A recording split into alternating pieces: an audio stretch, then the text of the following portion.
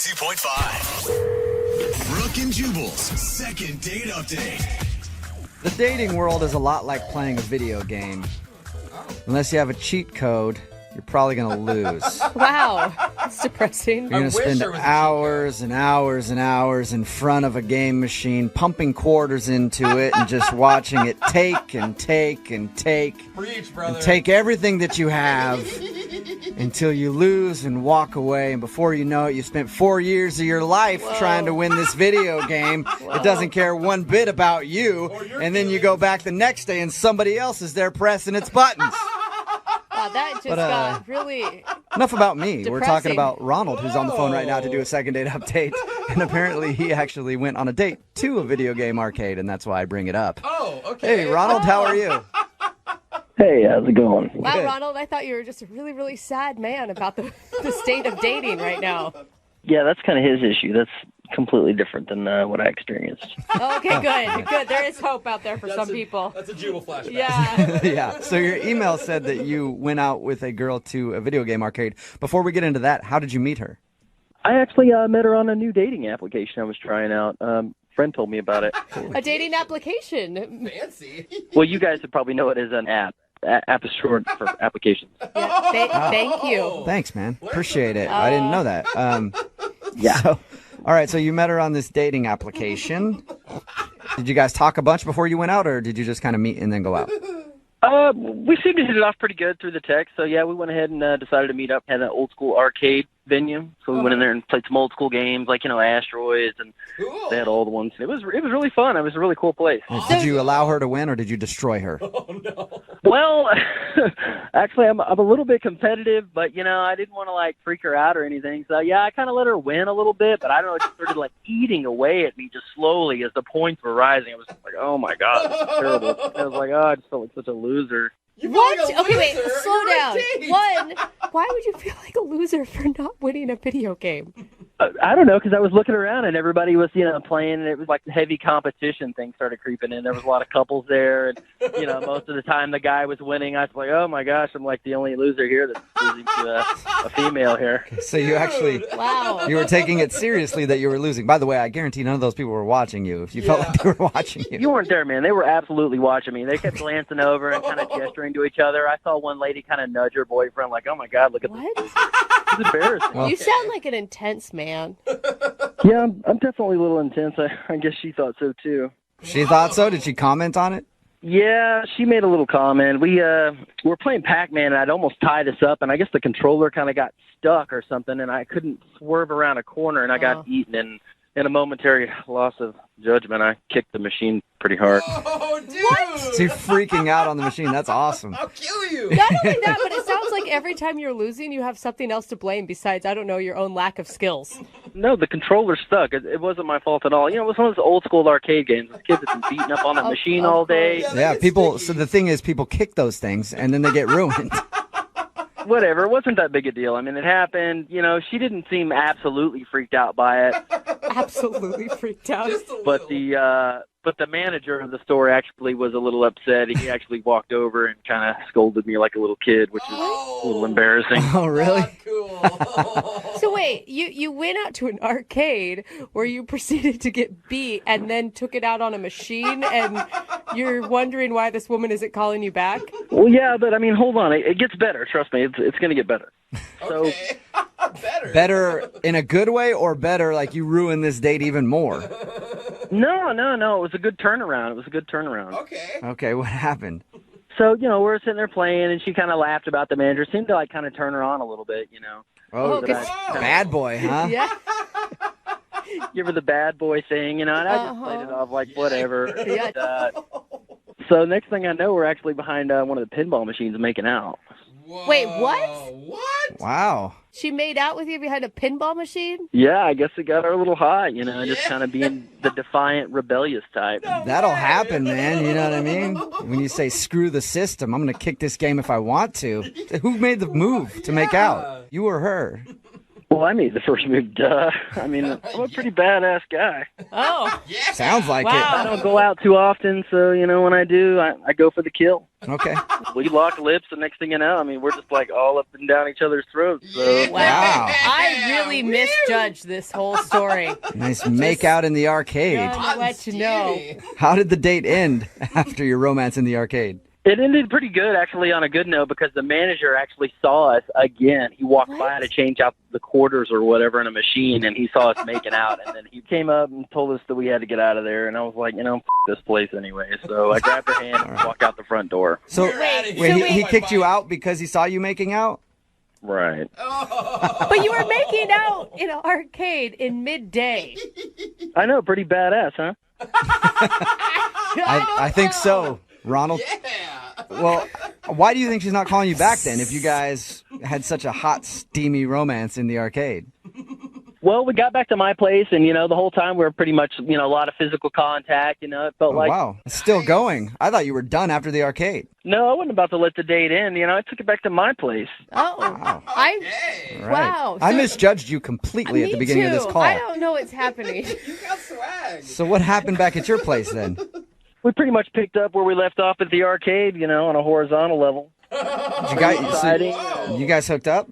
We didn't go all the way, but, we messed around quite a bit, and then at one point she just totally stopped on me, and I was kind of sitting there like, okay, got us all hot and bothered here, and then she's wanting to take off. I didn't quite understand, everything seemed like it was going really good. She was turned on. I don't know what it was. Yeah. Well, sometimes when a girl's around a guy like you, they can't trust themselves, so they got to get out of the situation, That's what I'm talking about. So maybe that was it. How many times have you tried to get a hold of her since she left your place? Quite a few times. I tried through the dating app twice, and, I let a couple days go by. I just started to call her cell phone number and still didn't get any answer. Okay. And do you want to date her, or do you just want to finish what you guys started? Yeah, definitely. Which Yeah, one? definitely. What? Well, both preferably. Yeah, Okay. okay. All right, well, we'll play a song, come back, call her, and get your second date update, okay? I appreciate it much. Yeah, man. Hang on. Moving 92.5. Brooke and Jubal in the mornings. Second date update. If you're just tuning in for the second date update, Ronald is on the phone. And this isn't your grandma's Ronald. No, this Ronald is a certified badass. Kicking computer games and taking names. No respect for authority whatsoever. That's the Ronald we know. Yeah, it is. If you were just listening, we talked to Ronald about his first date with a girl named Julia. They went out, they went to an arcade. He got in trouble because he kicked one of the video games there, and the manager said, hey, don't kick our video games. And then he got up from that video game with his date and then pushed her against a pinball machine. They started making out, and then they got kicked out of the arcade for making out, but it didn't stop there. They went back to his house and even made out a little bit more on his bed before she just couldn't take anymore and had to leave. All right, Ronald, are you ready to give her a call and find out why she would stop the action? Yeah, absolutely. Yeah. I'm not even going to guess on this one because I thought for sure it was because you were kind of a lunatic when it came to video games and she didn't like you, but she ended up back at your place. So I know nothing. I know how to bring them home. What can I say? Yeah, apparently you do, sir. That's right, Ronald. Let's do this. Let's see why she wouldn't be calling you back, big dog. I know you're just joking, but in real life, I'm kind of a badass. Okay. I know. I'm not saying that you're not, Ronald. I just think that should be your theme song. Okay, here we go. I'm going to dial her phone number. Dial her up. Let's quit around. Let's do this. Let's do it. Okay, Ronald means business. Here we go.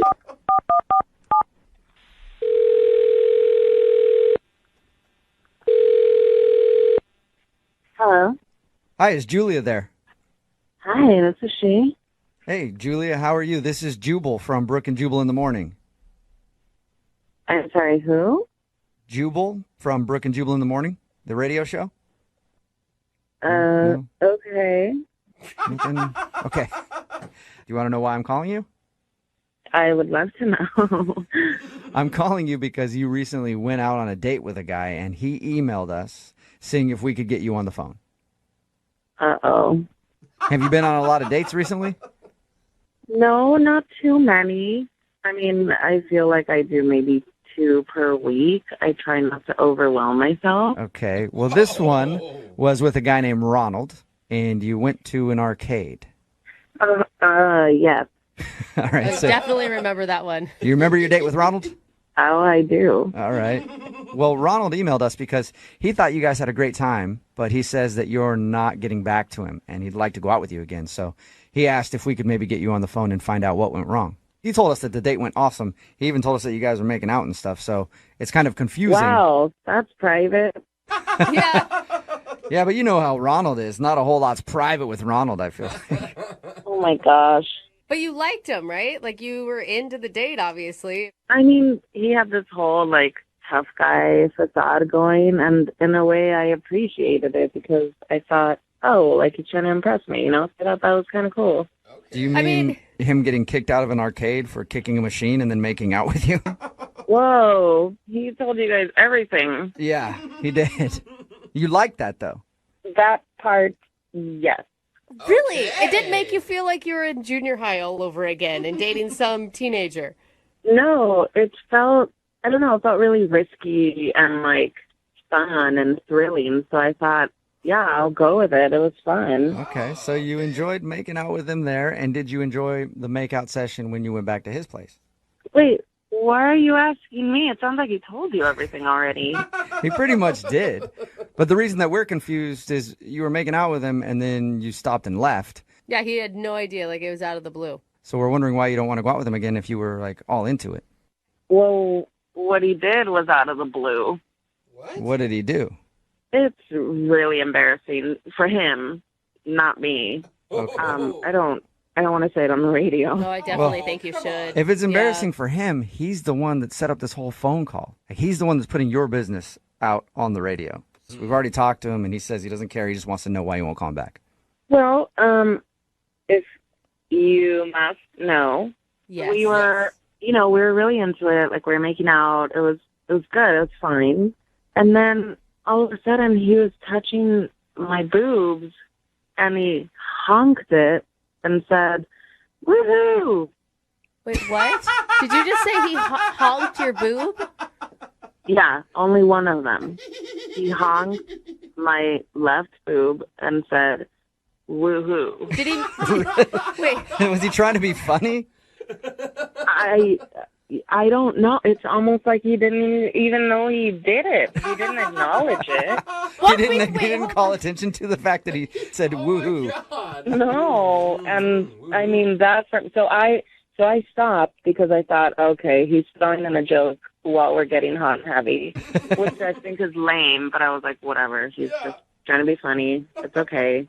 But he definitely was not joking, and just continued. Like, he didn't miss a beat. Like, I don't know if he knew he did it. But it's like, I mean, to be kind of on his side, he has one bad moment in a long, sounds like, makeout session. You couldn't get past a little boob honk? I mean, a honk is one thing, but going woohoo along with it, that just kind of put me over. I could see how that would kill the mood. That would have been followed up by celebratory. a yippee if you'd have let him do other things, I think. Yeah, I mean, I was like, okay, he's got like a list of these little celebratory chants that he does. I don't want to stick around for the night. Okay, so So why that's did- when you stopped and took off? Right. Oh, the bad boy wasn't so bad anymore. Yeah. Why wouldn't you tell him that was a turnoff to you? Because he seemed so oblivious to it, but I thought, let me just run now. Yeah, why waste the time and have a conversation? Yeah. I mean, for me, it was like, this is the first date. I'm just going to stop now and then never talk to him again. Okay, well, I do have bad news for you then, because he's actually on the other line listening and wants to have at least one more conversation with you. Whoa, what? Yeah. Ronald, you there? Yeah, I'm here. I'm sorry you had to hear that. Yeah, but you're exaggerating a little bit. I mean, I grabbed it, but I didn't say woo-hoo. The most I said was woo. It doesn't matter if you said woo or woo-hoo. It's just strange to hear those noises while we're in the middle of something like that. This isn't a sport where you're going to win something. So what? I like to spice things up. It was my natural reaction, I was going for it. I can't believe I'm saying this, but I kind of agree with Ronald. Really? Yeah, like, I don't know, it takes a while for two people to learn their likes and dislikes in the romantic sense, and I don't think you gave him a shot. You don't like one thing and you turn him down?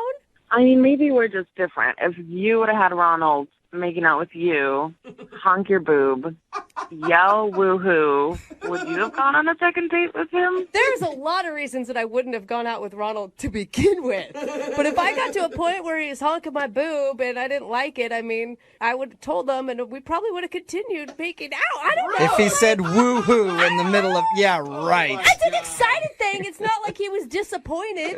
Yeah, but he sounds like a Simpsons character. You know, like you guys are making fun of it, but she was into it at the time. You know, she was moaning like. So yeah, I went for it. Wow. That wasn't moaning. That was me trying to hold back my vomit. Okay.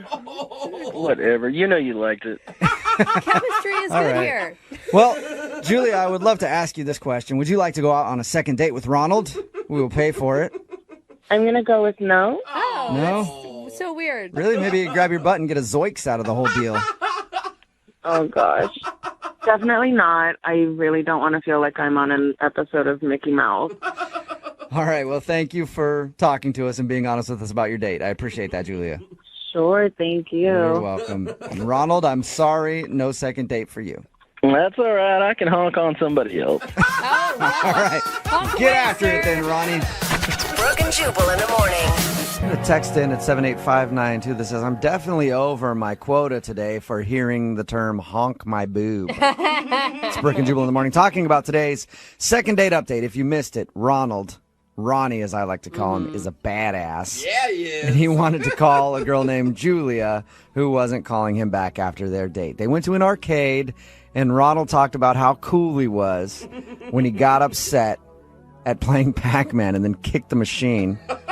And the owner of the place came over and said, hey, please don't do that. And then he was like, dude, I was just showing her that I didn't care about anything. I don't care about authority. I don't care your rules. And then he pushed her up against the machine and started making out with her, which she liked. And then they got kicked out of the place, basically. And he was like, dude, she was totally into me because I'm a badass. Well, it turns out she wasn't calling him back because when they got back to his place, they were messing around a little bit. And then he got to second base, and he honked her boob, and then went, woo, woo. Like, actually said woohoo, and that turned her off. Then she left and decided she doesn't want to see him again. It all sounds like a story from junior high, from the arcade game, like I'm surprised you didn't just Rebel to the boob honk. Yeah. Yeah. I still can't believe that was the thing that pushed her over. Like, there were so many things prior to that could have done the job. Right? As soon as he starts to, like, get angry at a video game and start beating the crap out of it, Yeah, you're like, I'm all right, done. this guy is a little Yeah. weird. Red flag. Somebody texted in 78592 and said, thanks to Ronald, I have a new signature move whenever I touch a girl's boob. Woo! Yeah, I think that it didn't work out for him. So you may want to take that into consideration before you pick it up as your signature move. Somebody else said, I dated a guy who honked my boobs all the time like that. I had one. And now we're girlfriend- getting married in 3 weeks. Really? So it also could work out for you. You know? Hey. Just depends on what you're into. Yeah. Remember, Honking. if There's you want something for everybody. to do a second date update, all you have to do is email the show and we will call the person who didn't call you back. Somebody said, I just honked my girl's boobs because we're listening to you guys right now. Hey, if you're with your girlfriend right now, just reach over. If you're carpooling to work or whatever, just honk her Or boob. vice versa, girls. Reach Honk over him to back. your man, honk There's a him. place you can honk too. Why not everybody do that in traffic right now? Honk Just- each other. Hey, and if you're by yourself or you're in carpool, Honk yourself. Yep. Yep. I mean, no way to get closer to your your coworkers than to Inappropriate. Honk each other and then honk the horn to let the people next to you know that you're honking each other. Everybody just get one big good honking on a part of your friend's body right now. I love a to good celebrate. honk fest. No. Yeah, man. All right, speaking of a honk fest, Young Jeffrey's Song of the Week is coming up at 8:10. Moving 92.5.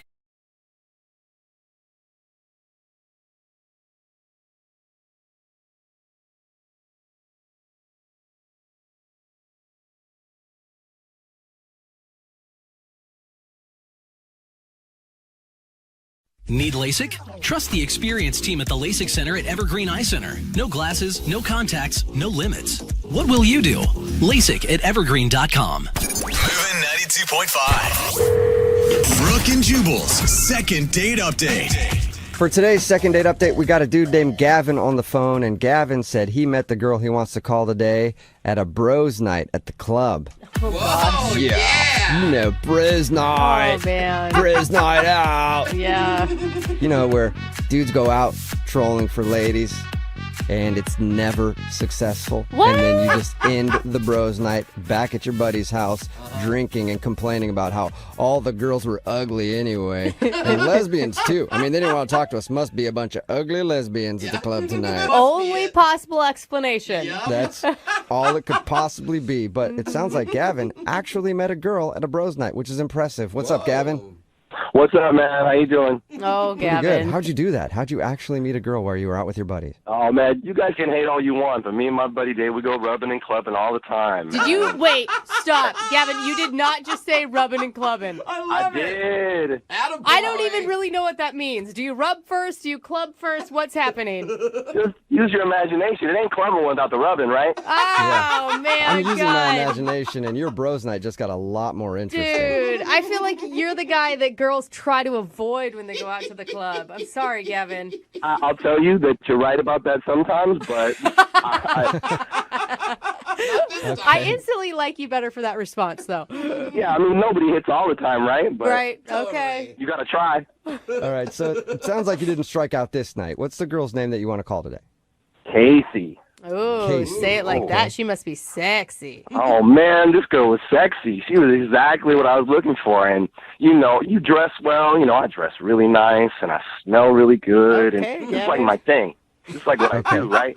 What attracted you to Casey? She was the only female that looked in your general direction, or was it? Well, I'm like a dancer, too, right? Like, I'm not a professional dancer. I don't have no training or nothing, but I go clubbing a lot, and I watch other people, and I go home and I practice. Oh, good job. Okay. Nice. I could actually appreciate a man who enjoys dancing and isn't just trying to grind on somebody's leg. I know you do. Ladies like the dancing. Yeah. And sometimes it helps with the grinding. Yeah. You know? Well, even the rubbing. Mm-hmm. Exactly. All right, so you impressed her with your dance moves?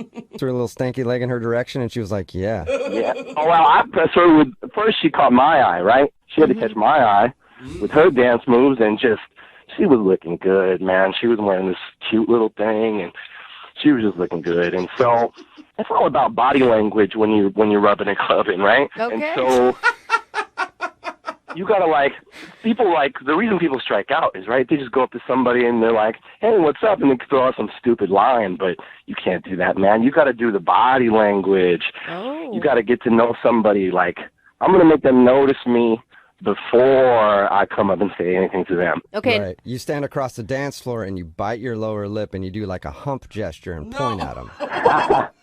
No, man, it's not like Night at the Roxbury. Like, you got to be smooth and you got to look like a nice guy and someone who's just having a good time, right? People are attracted to somebody who's having a good time. Right. You got to laugh a lot, talk to other people, be really loud. Exactly. Okay. And then you just like slowly move your way closer, and before you know, we was dancing together and we was vibing, having a good time, and one thing led to another, and we have a couple drinks together and we chat, and we're back in my place. Yeah. And what was that like? It was amazing. I was super excited about it, popping out of my pants, and we're like, Whoa, God. Damn it. I don't think he meant it like that. I think he did. Yeah. No. I think rubbing and clubbing totally meant it like that. I might have meant it like that. Yeah, I told Very, you. very, very excited that she was there. And did everything go according to plan? You guys hook up? No. So I'm in my clubbing clothes. It's all looking nice, but it's a little restrictive. So I'm like, I'm going to go change into something a little restrictive, and I'm going to come back. Okay. And when I come back out, I don't know what happened, man. But she's at the door, and like, what's up? And she says, don't ever talk to me again, you disgusting pig. And then she leaves. Whoa. That's extreme. Gavin, What? why'd you get called a pig? What'd you do?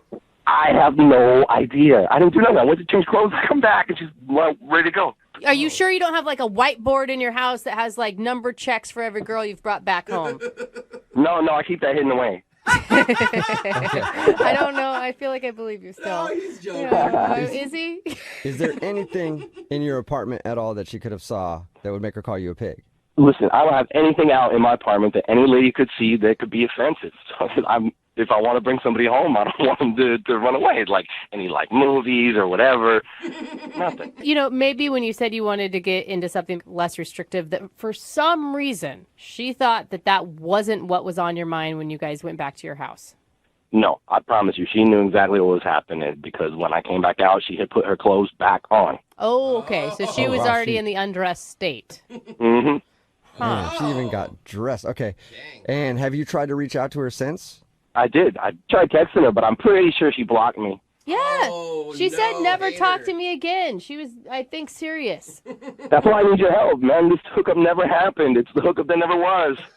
So wait, All right, well, we'll play a song, come back, call her and get your second date update and see if we can make the hookup that never was become the hookup that could be.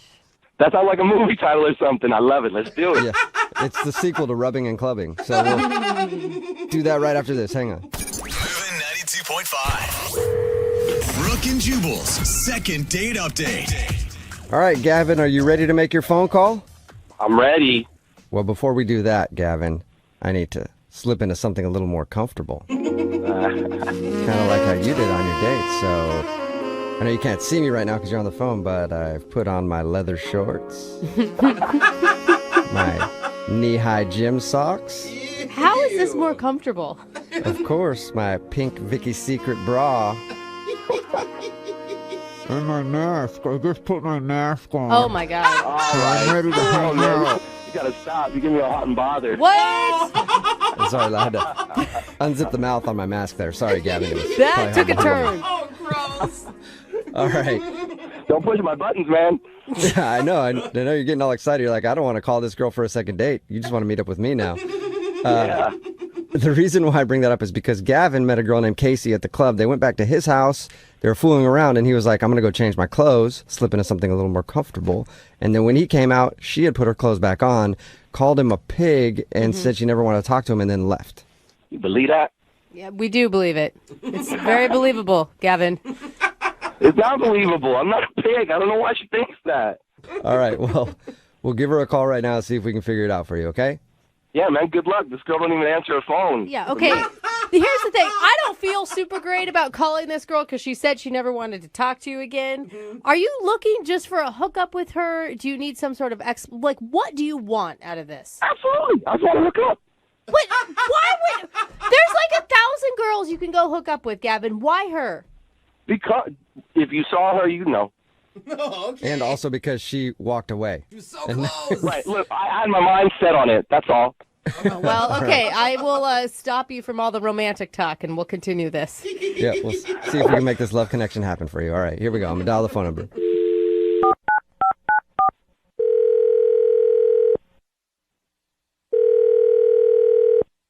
Hello, Hi, can I speak to Casey, please? this is she. Who's this? Hey, Casey, how are you? My name is Jubal from Brooke and Jubal in the morning. Who are you calling from? Jubal from Brooke and Jubal in the morning. It's a radio show. Oh, I don't know you.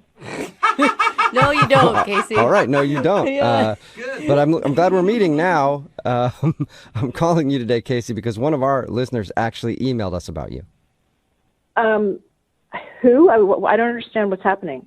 Well, we do a segment on our show. It's called the Second Date Update. That's where if you go out on a date with somebody and then end up not calling them back after, they email us to see if we can get you on the phone and find out what happened. And you recently met a dude named Gavin while you're out at the club. Oh my God. Oh, Whoa. It literally sounded like you just threw up in your mouth right now. yeah, because I did. Gross. Right. So Gavin told us a little bit about meeting you. He said he liked you a lot and he thought everything was going fine. But then you left his house and called him a pig and said you never wanted to talk to him again. That's right. Okay. See, you can understand why, I don't know why he'd be confused though. Like, according to him, everything up until that moment was great. I think he knows why. No. Well, we talked to him and he has no idea. Do you want to tell us? The guy's a pig and he knows it. He actually doesn't though. Think about this, okay? So he's a pig and he's going to continue being a pig unless he knows why he's a pig. And he has no idea. So if you tell us, then we can tell him and maybe he can change his ways and not be a pig anymore. You could help turn that pig into a beautiful butterfly. Now, let's not go too far, right? Like, she threw up in her own mouth, for God's sakes. I think that may be a stretch. I just know that he's a cheater. Whoa. How? And how do you know that? So I don't know what he told you, but we were having a good time. We were. And we were on his couch, and then he went into his room. And so I looked up and I saw that he had, those Amazon Echoes. Yeah. Oh, yeah. And, I just met him and, I got to take care of myself. And my girlfriends have told me that you could find out a lot about people from their Amazons, right? I thought you were going to say he was cheating with Alexa, which would be terrible. Wait. How do you find out stuff about somebody from their Alexa? Well, you can grocery shop for groceries with your Amazon account. And so I asked Alexa, what's in your shopping list?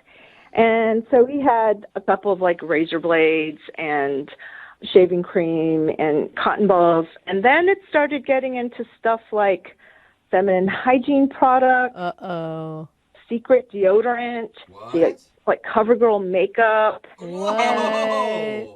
And he lives in a one-bedroom apartment, so this isn't a roommate. He's clearly living with a woman and must have been his girlfriend. Oh my God, or he's using that stuff for himself. Tampons? Really? No, Jubal. They can be fun if you know how to use them correctly. Okay? Don't Dude. ask me how I know that, but they can be. Casey, you are like a genius sleuth, I feel like, right now. I've got to take care of myself because there are a lot of guys out there who will just sleep around, and I'm not that kind of girl. All right. Hey, I'm sorry. I gotta say something. What? Oh, sorry, Casey. That's Gavin. He's on the other line and wants to talk to you. Hey, Casey. Oh my God. Oh, you come in like that, Gavin. Really? Really? She just busted you, dude. Yeah, but because I'm not worried because it's all the stuff's from my mom, man. For your mom? What? From my mom. I get free shipping. So you say. Anyone can say that. I can. No. There's no way that can be your mom's. That's just bullshit because your mom wouldn't wear CoverGirl makeup.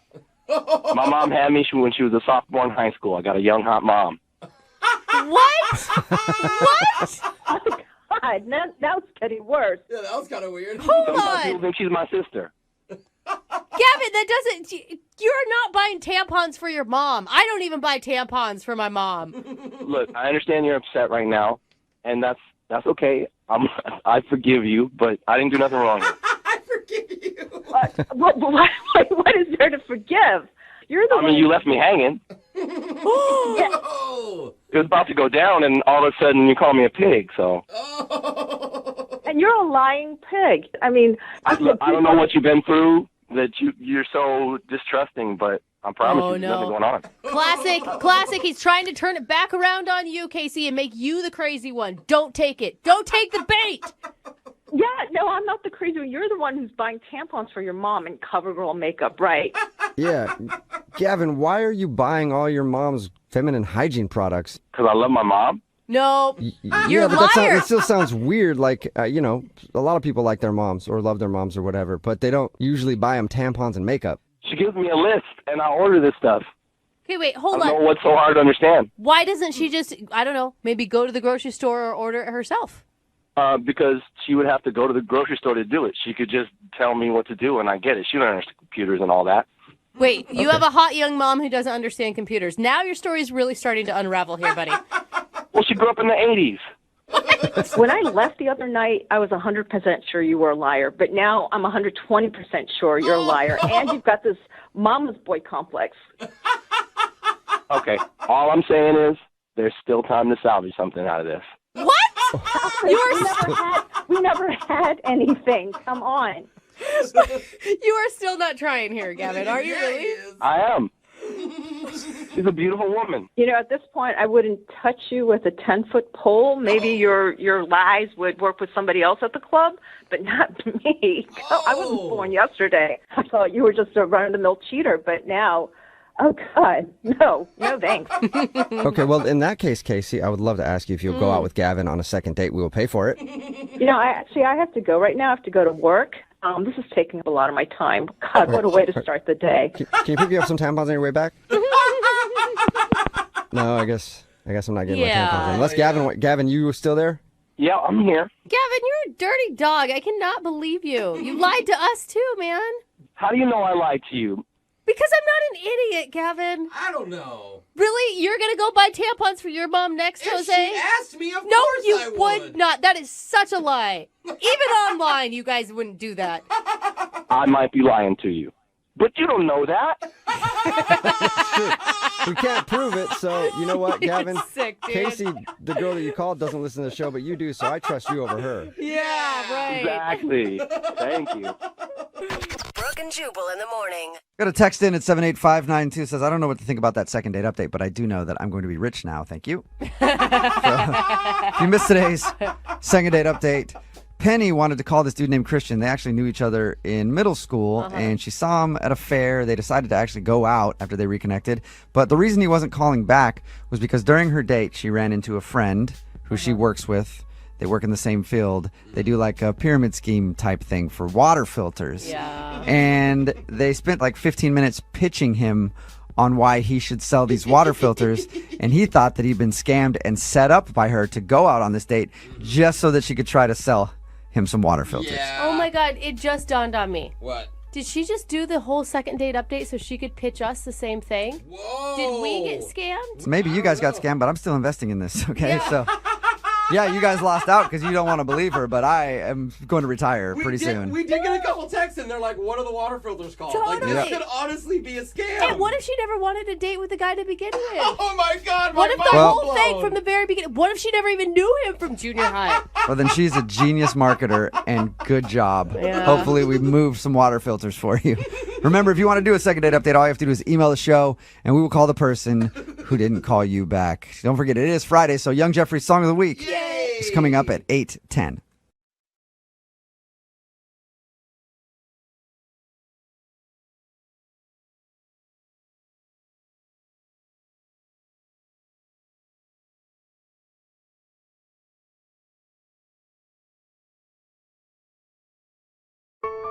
We got an email from a woman named Lisa who says she recently got asked out by a really cute guy, set up a date, but never actually went out on the planned date. Okay. I feel like I set up dates a lot, and we never happens. Yeah. This is common. In the email, she didn't say the name of this guy, but Lisa, you say cute, charming man, never went out. I'm assuming it's me. What? And Lisa, I just want to say I'm sorry. I guess I was just busy, or maybe I forgot. I don't know. But will you forgive me? There's only one cute, charming guy in the whole city. That's the only one I could think of. Uh-huh. I'm so sorry, Lisa. Oh my goodness. Oh, she sounds heartbroken. She sounds real heartbroken, Jeffrey. I don't know. I could send you like a God. signed T-shirt or something. Would that make things better? How about if you just help me with my real second date situation? Lisa's not here for your shenanigans, Jeffrey. Yeah. All right. Well, tell us about the other cute guy that you want us to call. What's his name? His name is Drew. Okay. Okay. Drew's a hot dude name. Yeah, all right. Sure. Sure. Ugly Drews. All right. Yeah, If you okay. think so, Jose, that's fine. Where'd you meet Drew? I was out on happy hour with my friends at work, and he was there with a few of my coworkers. We have a mutual friend in common. She was sort of, like nudging me with her elbow, like, go over there, kind of talk to him a little bit. That's so fun. I love that. I like how her voice keeps getting higher and higher Yeah. the more she talks. And it really does in real life, too. Yeah. Like, come on, you want to. So how did you and Drew, I don't know, spark a connection? So we hit it off really great over drinks that one night, and he got my number from my friend and reached out to me and texted me saying he wanted to go out on the date. Okay. Cool. All right. And you were obviously excited. What happened from then? So he really took charge with the date planning. He said he wanted it to be a surprise. Oh, fun. And I think maybe my friend was sort of like giving him some advice on some things that I liked. So I think they were like in cahoots. Oh. I know. You like people in cahoots. It's a good sign. Cahoots are fun. Yeah, it means that this guy is really interested in you. Okay. So what happened? The day came, and I totally forgot that I already had another obligation with my family. Oh. So every third Friday of the month, we have like a pizza board game night, and it's something we've been doing for years. And now that my brother and I are both out of the house, like it's a good way to connect with our parents. And, That's cute. That's awesome. I mean, but you can ditch mom and dad if you do it every month, right? Like you can ditch one Thursday. Actually, no, I can't because it's sort of a mandatory thing. Like, I've never missed one, and I think that they would be really hurt if I didn't show up. Mandatory family game night. Guys, it's like Christmas. It's a mandatory thing. Okay, so well, if consider Mom it and Dad that. are still paying for your car insurance, I guess Yeah. you can hold that Mandatory over. doesn't go with fun to me. Listen, Okay. I'm close with my parents, and I 1,000% agree with you. This would be something I wouldn't So- want to miss every month either. Did you reschedule with him? I explained the situation, and he was honestly like super cool and open about it. He was like, if you really want, like, I can just come with you. And I was like, I mean, that's kind of a lot for like a first date, you know? Yeah. Wow. Oh, he wanted to actually go to the family game night? He was totally open to it. I told you, this guy Really? is so into her. I was going to say, I mean, That's I a love lot. families. I'd be down too. I don't know. For like a first date? I don't care. It's a lot, but I don't know this guy. More people for me to talk to. Yeah. Okay. So what did you say to that suggestion? Well, before I said yes, I had to ask my parents. And they were a little reluctant at first, but I think they came around to the idea after I explained to them sort of how he is. I'm Oh. laughing. I'm Wow. imagining your Like- dad's like, well, how old is this gentleman? I know. Yeah, he's I would asking like to speak to permission. his father first. Get him to sign a permission slip from both of his parents and bring it back to me, dated and notarized. Oh my Right? God. That's a lot, but okay. So, You got to do what you got to do. right. So it happened. Yeah, so he met me over at my parents' house. Wow. Okay. I mean, that's commitment. It shocks me, but you think... Jeffrey's so uncomfortable I because he's am. thinking about bringing someone home to his mom, Oh, anybody. Oh, my God. who's a lot. His mom's a lot. I'm breaking out in hives thinking about it. But so I guess tell us how things went with Drew with your family. I feel like everybody was getting along super well. We were laughing, had a couple glasses of wine. That's awesome. Perfect. I feel like it's hard to be romantic, though, on a first date when the parents are there. Like, you can't But- do but- anything sexy. That I is think true. I think that part of your expectation shifts, right? Like, so now it's more about getting to know somebody and getting to know their family. Family mode. Not necessarily like Exactly. trying to grab her boobs in Yeah. front of her dad. Okay, yeah. No, Skip no. right to the boring Yeah. part of the Right? relationship. In the middle of charades, by the way, your butt looks so good. Okay, but keep going. Things were going well. So we ended up doing like a truth or dare card game. Oh, that's and- With your family? That could be dangerous. Yeah. yeah. Not like Cards Against Humanity or anything. What kind of truth or dare questions were asked? Well, there was a dare card that he pulled, and it was to box the person sitting right in front of you, which was my mom. Bah. Why Like, is that a fight them? card? Was it awkward or was it funny? Yeah. I think a little bit of both. Why? Because What your happened? mom got up and punched him in the face? Yeah. I think my mom got a little too excited because she ended up like knocking him down. Oh! Whoa. Oh, she clocked him? It popped him in the nose? Yeah. Did he cry? Was he bleeding? Mom tagged dad in and he finished him off. It was a whole family. of it. Okay, okay. I know. You guys. Yeah, I know. I'm getting carried away. What happened? He's on the ground. What happened? He got back up and So he got back up and he just brushed himself off, and he was a super great sport about it. I think, about an hour after that, he said that he needed to go home and fix his lip. Oh. It was just busted open? I'm sure. And your parents didn't even want to help him clean it up. They were like, that's what you get on family pizza night. I mean, your mom felt bad, right? Your mom had to have felt bad. Yes, we're making fun of it. Of course she felt bad. I warned him it was his own funeral. I don't think that you meant literally. It's like a figure of speech. I see what you're saying. In a Really way, he tested punched him. himself in the face. Oh. So he went home an hour after that. And what? Have you spoken to him since? We've texted back and forth a little bit, but it's not like the same enthusiasm. This is boring. Okay. Oh, I okay. mean, we know why, Yeah, right? there's Like no that mystery Yeah. at all. Your mom beat him up, and that's why I would never call you back And either. it's very emasculating It very to get much beaten is. up by Thank the you. mom. Well, we should ask you. I mean, Lisa, can you think of any awkward moments on the date where maybe things kind of got out of Dumbest thing you ever said, Jeffrey. She's like, no, can't think of Yeah, I one. can't think of anything. It was weird. Well, okay. Here's what we're going to do. We're going to play a song. We're going to come back. We'll call Drew for you and try and get you your second date. Okay, Lisa? Okay. Okay. Nice girl. There is a Nice darkness voice behind her, I can tell. Well, hold on, we'll do it right after. If you're just tuning in for the second date, we're on the phone with one of our listeners, Lisa.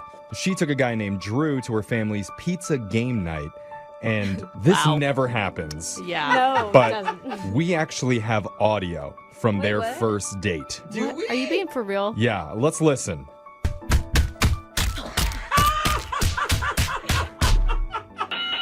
Oh, wow. And that was family time. That was amazing. Yeah. Because while playing Truth or Dare, one of the Dare cards said to fight the person directly across from you. And for Drew, that was Lisa's mom. Uh-huh. So mom got out her boxing gloves She was about it, dude. and decked him right in the living room.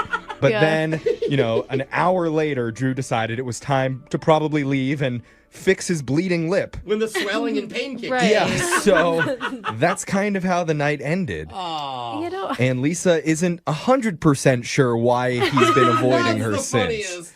Your mom beat him up. I cannot say that enough. It's very obvious. Yeah, is this something that happens frequently for you, Lisa? No, I've never had this happen before. Oh, only the special guys get this treatment. Hey, we can spin it that way. Yeah. I mean, the thing is, in Lisa's defense, your family sounds very fun, very competitive, okay? Maybe a little too competitive. And, it just sounds like he got scared off. Yeah. If I was going to Yeah, say it in a totally. nice way. In all honesty. Yeah. I just really hope that I can convince him to come on another date with me, maybe without the family in tow. Yeah. Yeah. I think definitely without the family. But is he cuter to you when he's conscious or unconscious? That is not funny, Jeffrey. Oh, no. No. Okay. I'm just asking. Well, maybe it's time for us to give him a call and see what he has to say. You ready to do this? Let's do it. All right. You're so kind. I Another know. sucker punch to him, by Here the we way. go. I'm going to dial the number right now.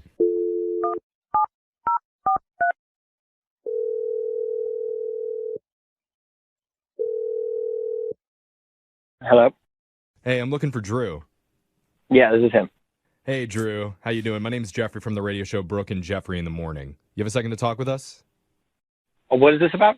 This is about a segment that we do on our show called A Second Date. Have you ever heard of that before? No. What's going on? So here's how it works. If you go out on a date with somebody and afterwards, if that person isn't calling you back, you can email us and we'll reach out to your date for you to figure out the reason why they've been ghosting. I haven't been ghosting anybody. Okay. No, she did say they were texting back and forth a little bit. Oh, okay. Well, Yeah.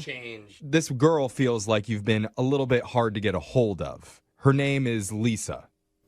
I remember Lisa. Okay. Yes. And her family. Yeah, yeah. We heard about her family. Yeah. You heard all about that? She told us some of the details of what happened at family pizza night. And I gotta say, props to you, man. It sounds like you were really into her if you're willing to go to a family fun night at her parents' house, especially last minute. Yeah. I mean, when she brought it up, it sounded fun, but it didn't turn out fun. Yeah. Which part of the night would you say was the least amount of fun for you? Probably the punching me in the face. Oh. When her mom punched you? Yeah, and it seems so purposeful, too. Like, they set it all up and everything. What? Well, Wait, I mean, hold on. We didn't Yeah. she told us that it was part of Truth or Dare. It was one of the Dare Uh-huh. cards that you drew, and Try it out. unfortunately, her mom was sitting across from you. They could have easily set it up. It felt like that, at least. Her brother, we went to go to the kitchen to go get a beer, and he's like, look, if my family's not a fan of you, then they're going to kick your ass, What? is what he said. Yeah. So wait, he it was actually rigged. threatened you when you guys were in the kitchen, and you didn't think he was being funny. It wasn't like a joke, ha ha. I mean, I did think it was a joke at the time, but then I was laying on the carpet in the living room, and I was like, oh, wait, no. Oh, wait, maybe he wasn't joking anymore. Maybe will he say, wasn't joking. It was Yeah. super random that Crazy. all of a sudden there were boxing gloves available. All of us were kind of confused about. Yeah, but a lot of Some of people them work. kickboxing. I have some in my trunk of my car right now. Okay. Yeah, and people work out in their living room, and she could have Look, just you had don't them. understand. Like, it seemed like they literally set this up. There were 2 sets of boxing gloves in the closet. Her mom grabbed know. one. Lisa said, she's really good. Don't go lightly. And I was like, what? Wait. She's your mom. And then all of a sudden, her brother brought out this boxing bell, dinged it, What? and then her mom just, went right on in. You got set up, Wow. bro. You got Wait, set up. no, was Lisa in on it? Maybe this is just something her family is doing. She seemed like she was having a great time. Her mom danced over my prone body. This is like the plot to Get Out. Yeah. They were all in on Exactly. This felt like the white version of Get Out. Yeah. Okay. Well, they got you out. It worked. yeah, I mean, I don't want to make this any worse for you, but I do need to tell you it's about to get a little bit weirder. It's another setup. I told you, another sucker punch. Yeah, because Lisa's actually on the other line listening, and she wants to talk to you. Oh, my God. Surprise, Lisa. Oh, ding, ding, ding, ding, ding, ding. What in the world? Oh my God. What do you mean? So embarrassed. So wait, so you don't think this is weird at all? That your family and your brother like came up to me as I was leaving. He's like, "You're a." What? Yeah, he was being a about it, Lisa. Well, in her brother's defense, he wasn't totally wrong. Oh, come on. I mean, He did get beat up by he his got beat up by the supposed mom. to do? Oh, come on. Lisa, why aren't you coming in and apologizing profusely? I really am so incredibly embarrassed. I just don't know what to say. I just sort of wish you would have lasted like a minute or two longer to earn their respect. What are you talking about? They don't mess around. I warned you before you came over that it would be your funeral. What? No, what's that? Is this what you guys do? Hey, bring a knife, by the way. How many guys has your mom knocked out? Ooh, I this wanna is the know best that. question that's been asked. Oh, yeah. That's true. What is it? Lisa? Well, the last person I had over for family game nights was my high school boyfriend, and that was years ago. He's dead. Yeah. Where's he buried? So wait, this has happened before? Your mom has wanted to box your boyfriends in the past? It's sort of like a rite of passage. So, yeah, they do box, but he lasted a lot longer. Oh, wow. It's like a test Wow. of a lot of sorts. Like manliness. How are you okay with this, Lisa? To be honest, I thought my mom went kind of easy on him. She could have done way more damage. Oh, really? I kind of wish I saw this. What are you talking about, Lisa? You saw her. She was like a tiger that was unchained. I don't know. She smelled blood in the water or something. She was quick, but honestly, she held back. Now I'm confused why Lisa even called us for help. It sounds like she just wants to rub it in this guy's face. I don't know. Maybe it's a good sign, right, Lisa? Maybe there's still potential with Drew and your family. Yeah, that's true. I called you guys because I really like him, and I think that there's potential in the future to do better. Wait, Okay. like a rematch? What do you want me to do? You want me to take some boxing lessons? Yeah, what's going on? Go against the brother. Yeah, she'll take it to like a little meat locker. You can punch the little things hanging from the ceiling, have a little Rocky moment. This is so weird. No, I think I'm good. As soon as you get a KO on yeah. her mom, then that means it's marriage Dude, time? Like, what is going I on? want to watch this. I hope it's the pay-per-view because I would love the rematch. I want to order This it. is so weird. Even though you went down early, I think my mom really saw something in you that night. What?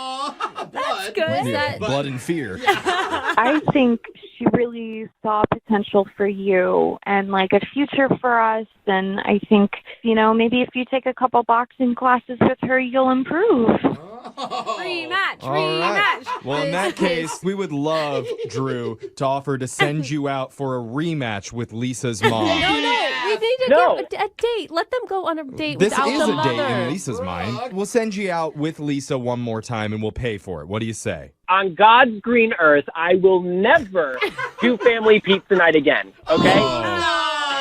Yeah. Yikes. Yeah, okay. Match over. Yeah. TKO. I guess Lisa's brother was right. You kind of are a puss. Oh, don't even, Jeff. That's not fair.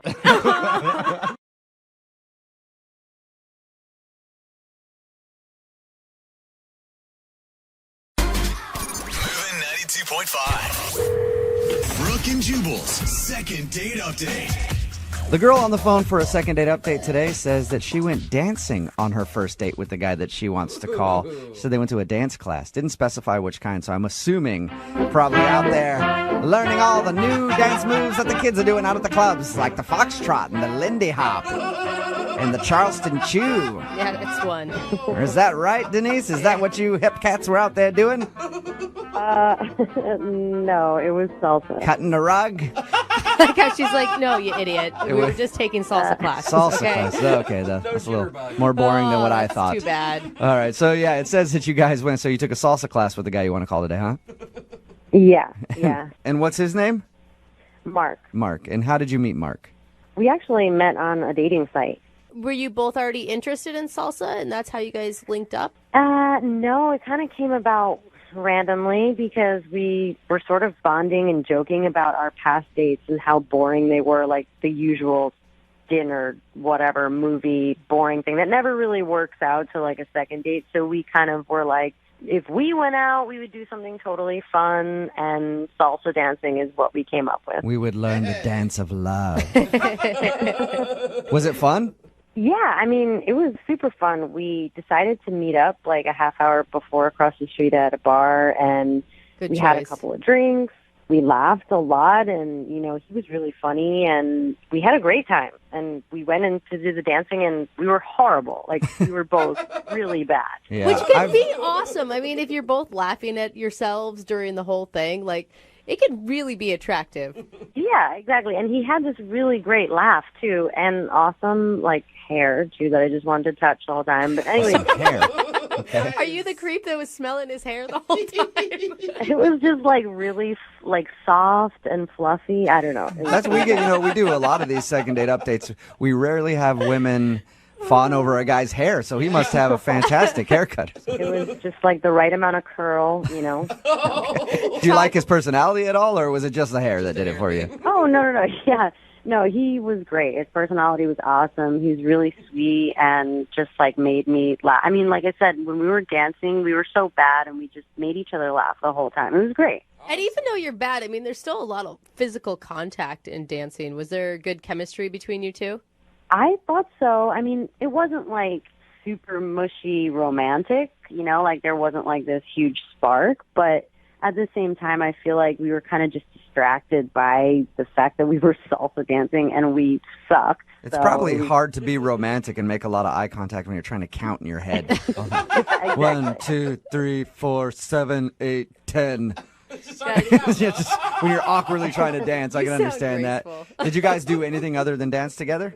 I mean, we danced and then, you know, we went home pretty much right after that, I think it was, like, said goodnight, and that was the sort of weird thing about it. It was like, I was totally down for a kiss, you know, on the first night, but he just gave me a hug. Did he make any plans with you to see you later? Like, we got to take another class because we're so bad. I think we kind of were like, oh, yeah, let's meet up again, you know, sort of that casual thing that you do. But, you know, we had talked a lot on the website, so I guess I kind of assumed, too, like we were going to follow up. You said he gave you a hug at the end. Was it the kind of hug where it's like he moves slow, or was it the kind of hug where he was just like done and didn't want to see you again hug? I should have, like, really paid attention to that. I guess I was probably too busy, like, just wanting to kind of grab his hair and touch his hair. So I just went in for the hug, and, you know, it was like a hold and release. It was a hold and release. A hold and release. Okay, so that could be just a moving slow hug then. You didn't ask him for, like, a lock of his hair or anything, because that would have scared him off. No. Is there anything awkward that you could think of? I guess just, like, I was totally expecting a kiss. Like, there was a couple moments, even, like, when we were dancing, that I thought, you know, like, when we, you know, you take breaks and you listen to the teacher or whatever, I thought that he was going to kiss me, but he totally didn't. He was just, like, leaning in to, like, say something funny. So that was kind of awkward, but nothing huge, you know? How long has it been since your date?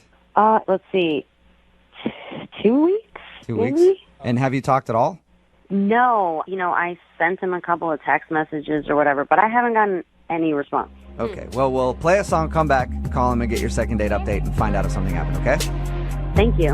All right, hang on. Moving 92.5. Brooke and Jubal in the mornings. Second date update. Today's second date update is brought to you by passion. Yes, the kind of passion that comes with salsa dancing. The hips gyrating back and forth and the fast-paced movement of your legs, creating eye contact and love that only two people can share when they salsa dance. Passion. Find it online or somewhere, anywhere. Denise went salsa dancing on her first date with a guy named Mark. But Mark is not calling her back. That's why she's on the phone today to do a second date update. Denise, anything you want to say to us before we call Mark? No, I guess not. I'm nervous. You're nervous right now? Are you nervous he's going to say something bad, or what are you nervous about? No, I mean, I guess I just hope he's not too embarrassed, but whatever, he'll get over it. Not too embarrassed being on the radio and a second date update? Yeah. Or too embarrassed because we know he's a crappy dancer? We do know that. The radio thing, yeah. Okay.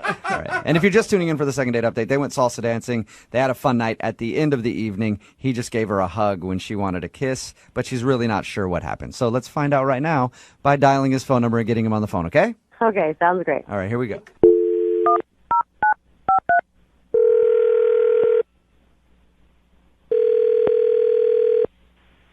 Hello? Hi, is Mark there? Yeah, this is Mark. Hey, Mark, how are you? My name is Jubal. Oh, okay. Hi. Mark, I don't know if you know who I am or not. I host a morning radio show. It's called Brooke and Jubal in the Morning. What's going on? Well, I'm actually calling you today because one of our listeners sent us an email about you. Okay. Her name is Denise, and you guys recently went salsa dancing together. Whoa. What? Yeah. It's a segment we do on our show. It's called the Second Date Update. So if somebody goes out on a date and then they get blown off, they ask us to get that person on the phone and ask why. So Denise wants to know why you're not calling her back. Oh, my God. She called a radio station? Yes, she did. I knew this was a bad idea. You knew what was a bad idea, going out with Denise? Well, sort of. I feel guilty. There's just like really no future for she and I, I think. Why do you say that?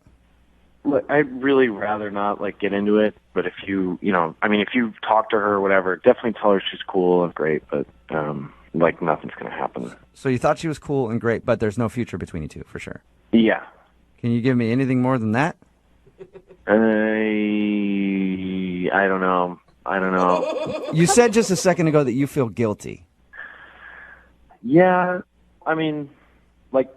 it's just that she's probably not the only girl that like feels that way, and What do you mean? it's just that she there have been a lot of sort of one and done kind of dates that I've been on recently with like a bunch of different girls, and So you're dating around a lot? No. What do you mean, no? You just said that you're taking lots of girls out on dates and not calling any of them back. I mean, that's fine. They're not like dates. I mean, it's not like it's... How is what are salsa they, dancing then? not a date? That sounds exactly like a date. Well, even from the get-go, even beforehand, I don't plan on calling any of them back. So why go on dates then? They're not dates. They're not dates. I use the sites. Well, all right. Basically, I'm married. What? Whoa! What did you just say? I'm married. I'm very happily married. You are not obviously very happily married if you're on a dating website going out on dates that you refuse to call dates. I promise you that my wife and I are very much in love, and I'm not cheating. I don't kiss any of these girls. I don't hook up with them. You're just lonely or something and you want companionship when your wife's at work or something? What's... No. So my wife and I, our 5-year is coming up, right? Your 5-year anniversary? Yeah, our 5-year anniversary. So I had this whole idea that I wanted to do this big surprise for her where basically I've been going out and I've been taking dancing lessons with different women. And these girls are helping me practice, essentially. They're like dancing partners. You are so full of crap, I can't even believe it. You're trying to tell us that you're just learning how to dance by being on a dating website. It's kind of smart. Yes. You're such a... Oh, my God, I want to cuss so bad. Honest to God, it's the truth. Look, I start talking to these girls, whatever. I only go with people that I think I would have a good time with. And then, we go out, we dance, and half the time I even tell them what I'm up to. So why not tell everybody? Why not just go, hey, I need a partner to dance with because I want to learn to dance for my wife for our anniversary? Yeah. Because it's about my wife. It's not about You're like so bringing somebody else in on the thing. You know, like I'm not trying to like include some girl in like my 5-year thing. Why are you on a dating Oh my God, website? I'm so frustrated. Because it's an easy way to meet people. It's people who are willing to go out and have fun. No. It's smart. They want to engage with somebody. And, you know, like I could put up some ad on Craigslist, but I might get some creep or some, you know, weirdo. What are you talking about? You can go to a dancing studio and they find a partner for you. Well, I've been to classes before where they have an odd number of people, and I just end up standing in the corner, like dancing by myself. So would you say it's accurate that you're faking going on dates then? No, because I don't think that there's anything that I'm doing on the date that is anything that would like lead these girls to believe that there's like a romantic thing. Okay, Yes, so every so person on a dating website thinks that there's going to be a romantic thing. That's why they're on the dating website, dude. Look, I'm telling you, these girls have really fun times. I have a really fun time. I'm not a jerk. I don't treat them poorly. And in my opinion, I think what I'm doing is way better than what most of these guys are doing on these apps and on this stuff anyway, where they're just trying to get hookups. Like on my profile, too, it doesn't say I'm looking for a relationship. It says I'm just looking to have fun. So what should I tell Denise then? Like, oh, hey, sorry, he's married? If you're going to talk to her, I would hope that you would include that I thought she was really great, and I hope that she can, you know, I'm sure she's going to find a really great guy because she was really cool. Well, you know, you could actually talk to her because she's actually on the phone listening. Yeah, you are a f***ing liar and you're crazy. Yeah. You need mental health. What is going on here? Denise is actually on the phone listening, so she's heard this entire conversation. Yeah, ass. You used me. Use you? You made me believe that you were taking me out on a date. You made me believe that. Well, if you think back on the conversation, I didn't allude to us dating or anything like that. You know, like there was never. Are you and I was like, kidding oh, me? yeah, It's like a dating website. Every conversation you have on a dating website is alluding to you dating. What do you think the point is?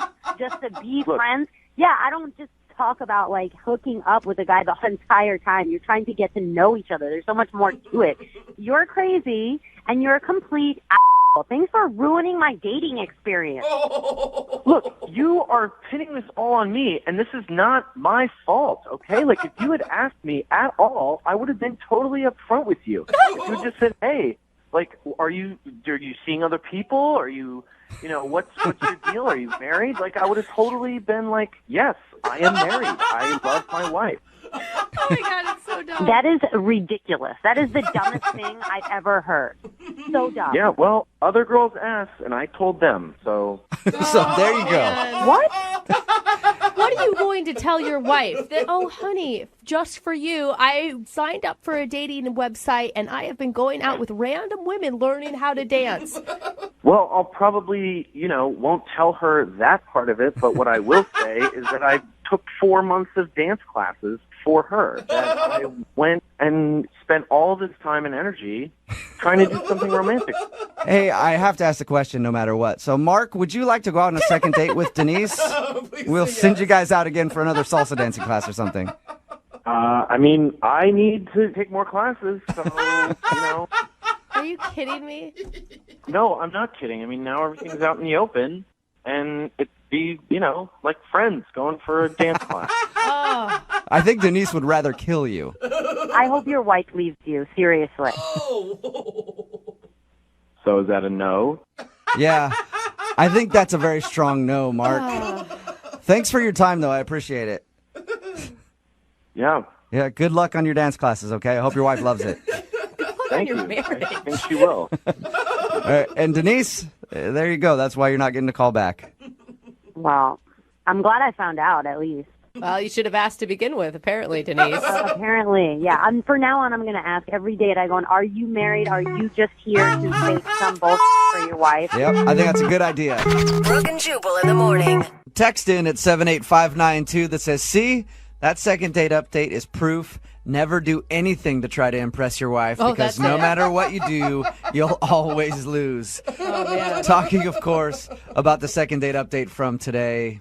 This girl named Denise wanted to call a dude named Mark. They met online. They were going out. They went out to a salsa dancing class, had a fun time, and all of a sudden he just kind of dropped off the face of the earth. Well, it turns out Mark has been dating a lot of women off of this website and taking them to salsa classes. Yeah. And he doesn't actually think that they're dates. He's just going with these women so that he can learn to dance salsa to surprise his wife for their anniversary. Yeah, never mind the fact that he doesn't tell anybody that he's married or that he leads them on. Well, that's not true. He said that there was one girl that asked if he was one married, girl. and he was honest, and he said, yes, I am married, and I'm doing this for my wife. Other than that, he's just What a duping catch. girls into going on dates so that he can have dance partners, because he can't do it with somebody that he already knows, because they might tell his wife. And so he's basically going on dates I will with say, women to learn salsa for his wife. that is the most elaborate excuse for cheating I've ever heard in my life. But he's not But he's cheating. not cheating. He's cheating. Going on a date with someone else is cheating, you guys. It doesn't matter if there's a physical. I don't know. I mean, he's not calling him back. He's not carrying on a relationship. He's just going out, doing some dance lessons, and then going home. He didn't do anything with her at the end of the night. Didn't even like pretend that they were going to go on another date. And not telling his wife about it, and not telling her how he learned how to salsa dance. She should be flattered that her husband's hot that's enough what it is. Yep. to get all I these see. dates Of for course, her. you're It's like, you know how much work it is to plan all these dates and poor go out man. with people to learn to dance. And a text in That at 78592 says, OMG, I think I danced with Mark once. We took a class. He stepped on my foot and broke my toe. Not mad. Just saying his wife should watch out. Another text in at 78592 that says, hey, Marky boy, for your next anniversary, just do what most of us guys do. Throw some jewelry at her and call it a day. See? Just proof. Stop putting in the effort, guys. Oh, All right? that is. You're just going to good get you in evidence. trouble. Uh-huh. All right, remember, if you want to do a second date update, all you have to do is email the show, and we will call the person who didn't call you back.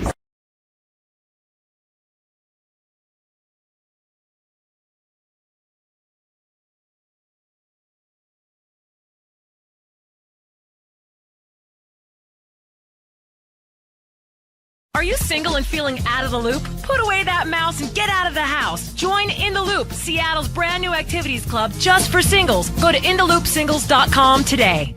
Moving 92.5. Brooke and Jubal's second date update. Not a lot of people know this about me, but when it comes to dating, I really like group dates. Really? I love them. Yeah, I think they're awesome.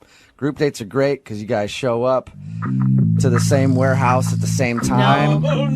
Put your keys in a bowl. And then you just enjoy yourself for the evening. No strings attached. That's why I think group dates are great. That's not really a group date. Is that wrong? It's not a date? Called something else. Oh, okay. I thought that was the normal term for a group date, I guess. Glad we got that cleared up, Jubal. Either way. That's another G word, but. Oh. Yeah. All right. Well, I thought that was just dating. Never mind then. Laura, who's on the phone for a second date update right now, went out on sort of a double date. Hey, Laura, how you doing? Hey, how are you guys? Pretty good. Thank you for your email. Appreciate it. So your email said you showed up to this date and there ended up being like a double date situation going on? Well, I mean, I knew that we were going out with some friends, but I didn't realize it was going to be, it was just a little more pressure than I was anticipating. Oh, okay. I was confused. In your email, it sounded like you had no idea there were going to be other people there. So how did you meet this guy, first of all? I met him at a party at a friend's house, and he asked me if I wanted to go out, and I was like, absolutely. So he was like, yeah, I want to meet up with a couple of friends of mine. Do you mind? Would you want to join us? And I show up, and there's this other couple there. So, What was weird about that? well, I was expecting, like, a group of friends, and it turned out that, like, the girl, Amanda, was his sister and her boyfriend. Oh, and wow, that's Yeah, that's that's weird. always a lot of pressure. I have actually broken up with a guy because I didn't want to meet the sister. Really? Because I am a sister, and I know how judgy we can be, like, for real. Yeah, that's what I was thinking. As soon as I found out that it was his sister, I was like, oh my gosh, that's a lot more pressure than I was thinking. That's weird to Totally. bring your sister along on a first date. Well, maybe they're close. I mean, did they seem to be friends?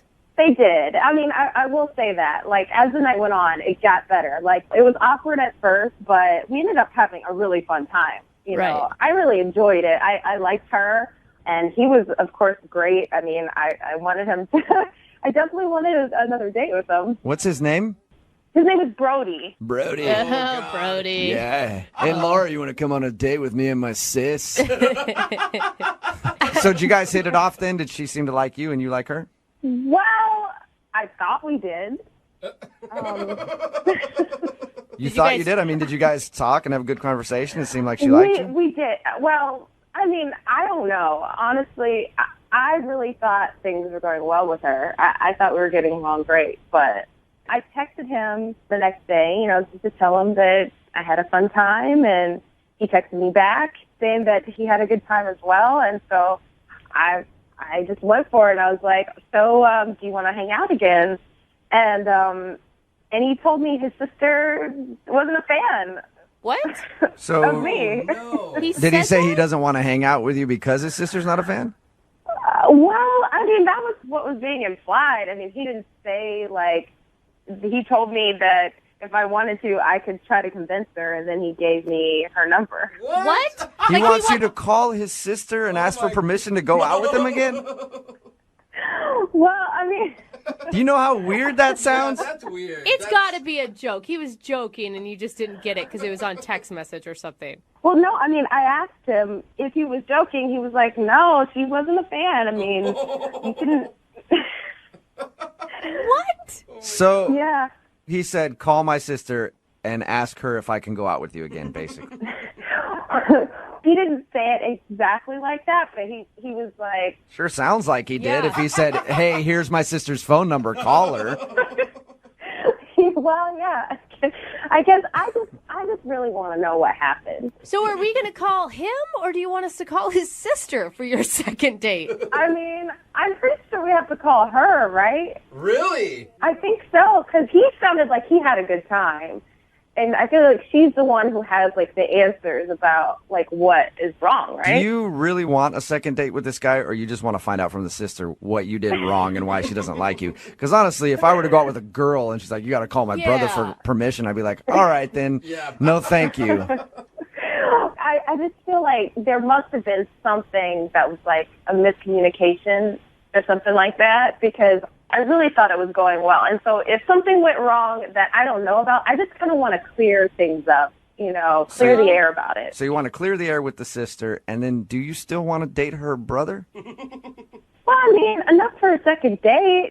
All right. Oh, my God, you Okay, really well, we like will this guy. play a song, come back, call her, Weird. figure out why she doesn't like you, and then see if she'll let you date her brother. Weird.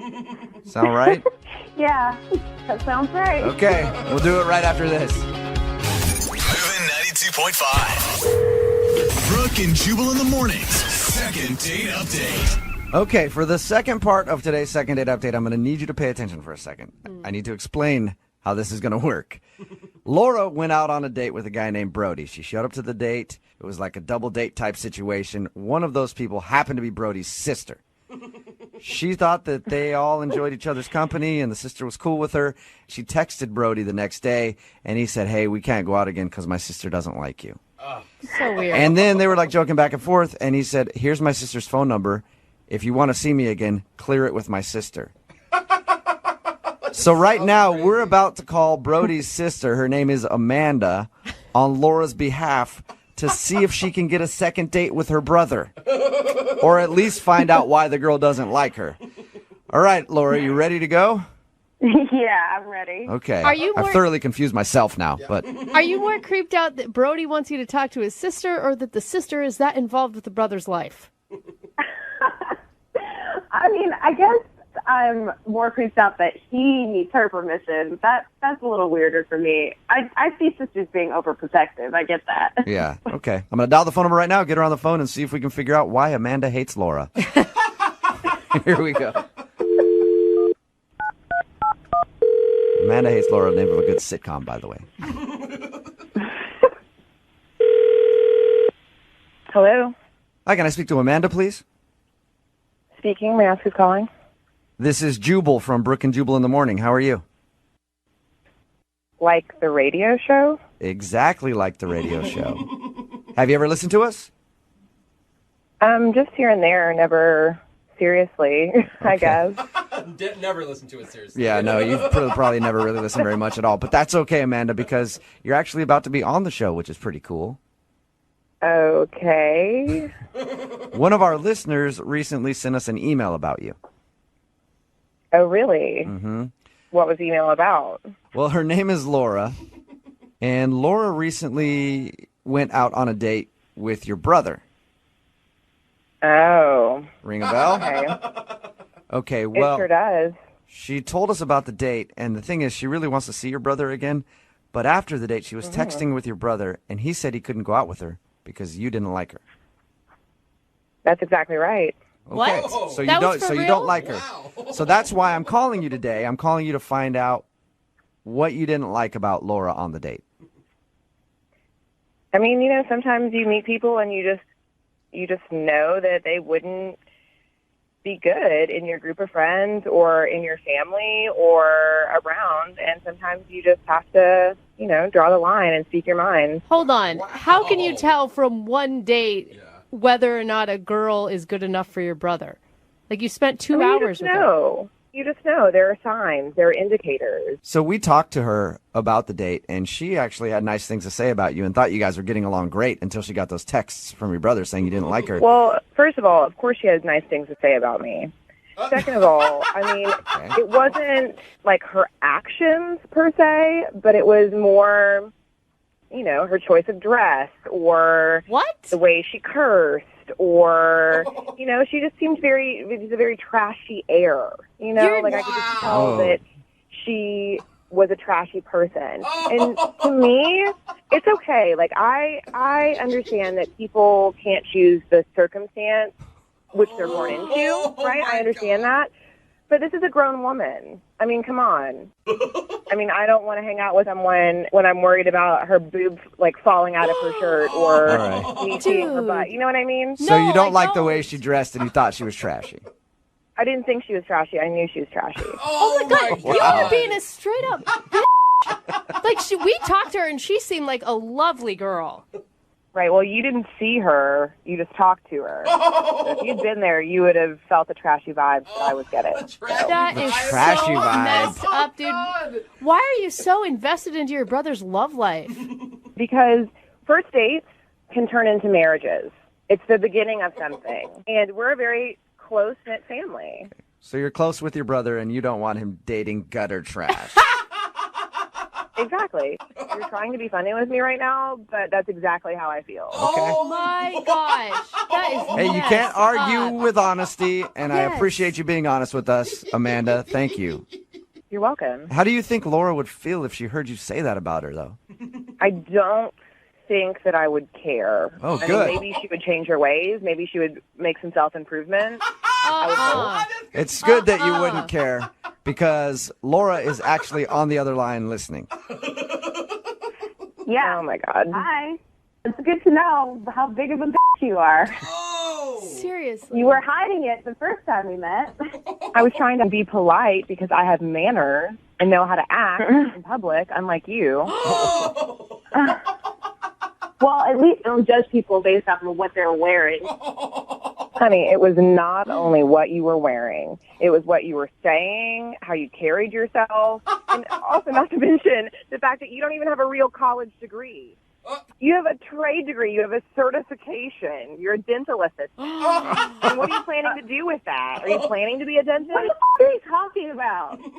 A dental assistant is a very respectable job, and I'm trying to better myself. You're such a f***ing bitch.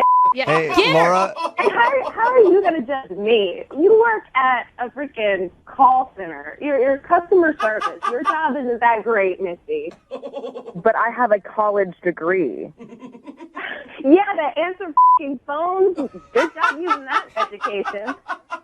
I feel like me and you walking down the street, people would look at us and they would know that I am automatically better than you. And I don't want you in my family. You know what they would know? They would know that someone who came from nothing and is bettering themselves is doing a hell of a lot better than someone who has a 4-year degree and is working at a call center. To Amanda, do you honestly think that you're a better person? I'm sorry. If you called me, I'm just telling you what I know. Don't try and act like I'm this bad person because I don't want this in my life. Oh my God. You know what? I feel you, Amanda. All right.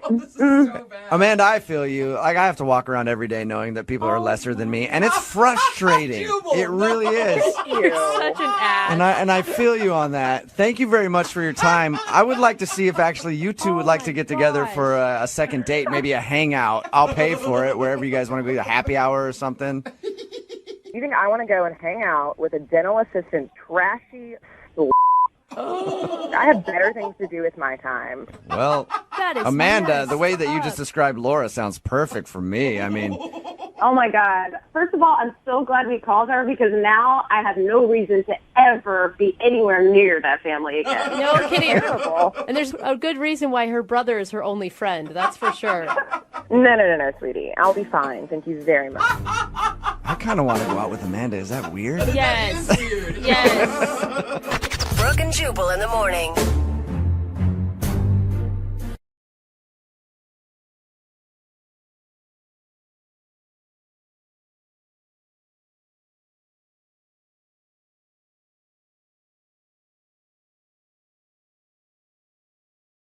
Hey, Joanna, I never asked you this. Did you guys kiss at the end of your first date?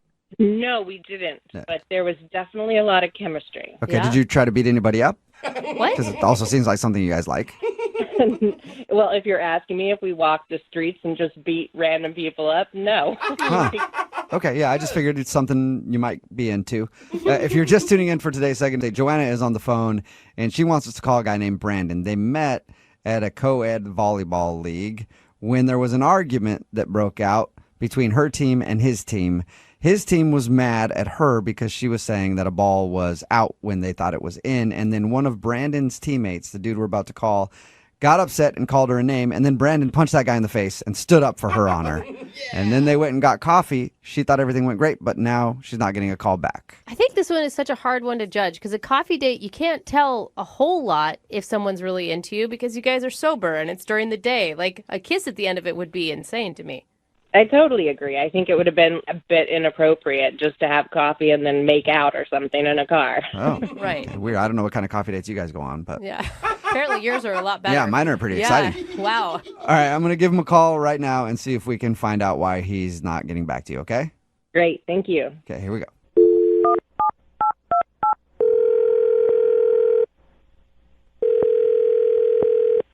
Hello? Hi, is this Brandon? Yep, it is. Hey, Brandon, how are you? This is Jubal from Brooke and Jubal in the morning. Hi. Hi. How's it going today, Brandon? It's fine. Can I? What's this about? Well, I'm calling you today because we got an email about you from somebody who listens to our show. Okay. Why?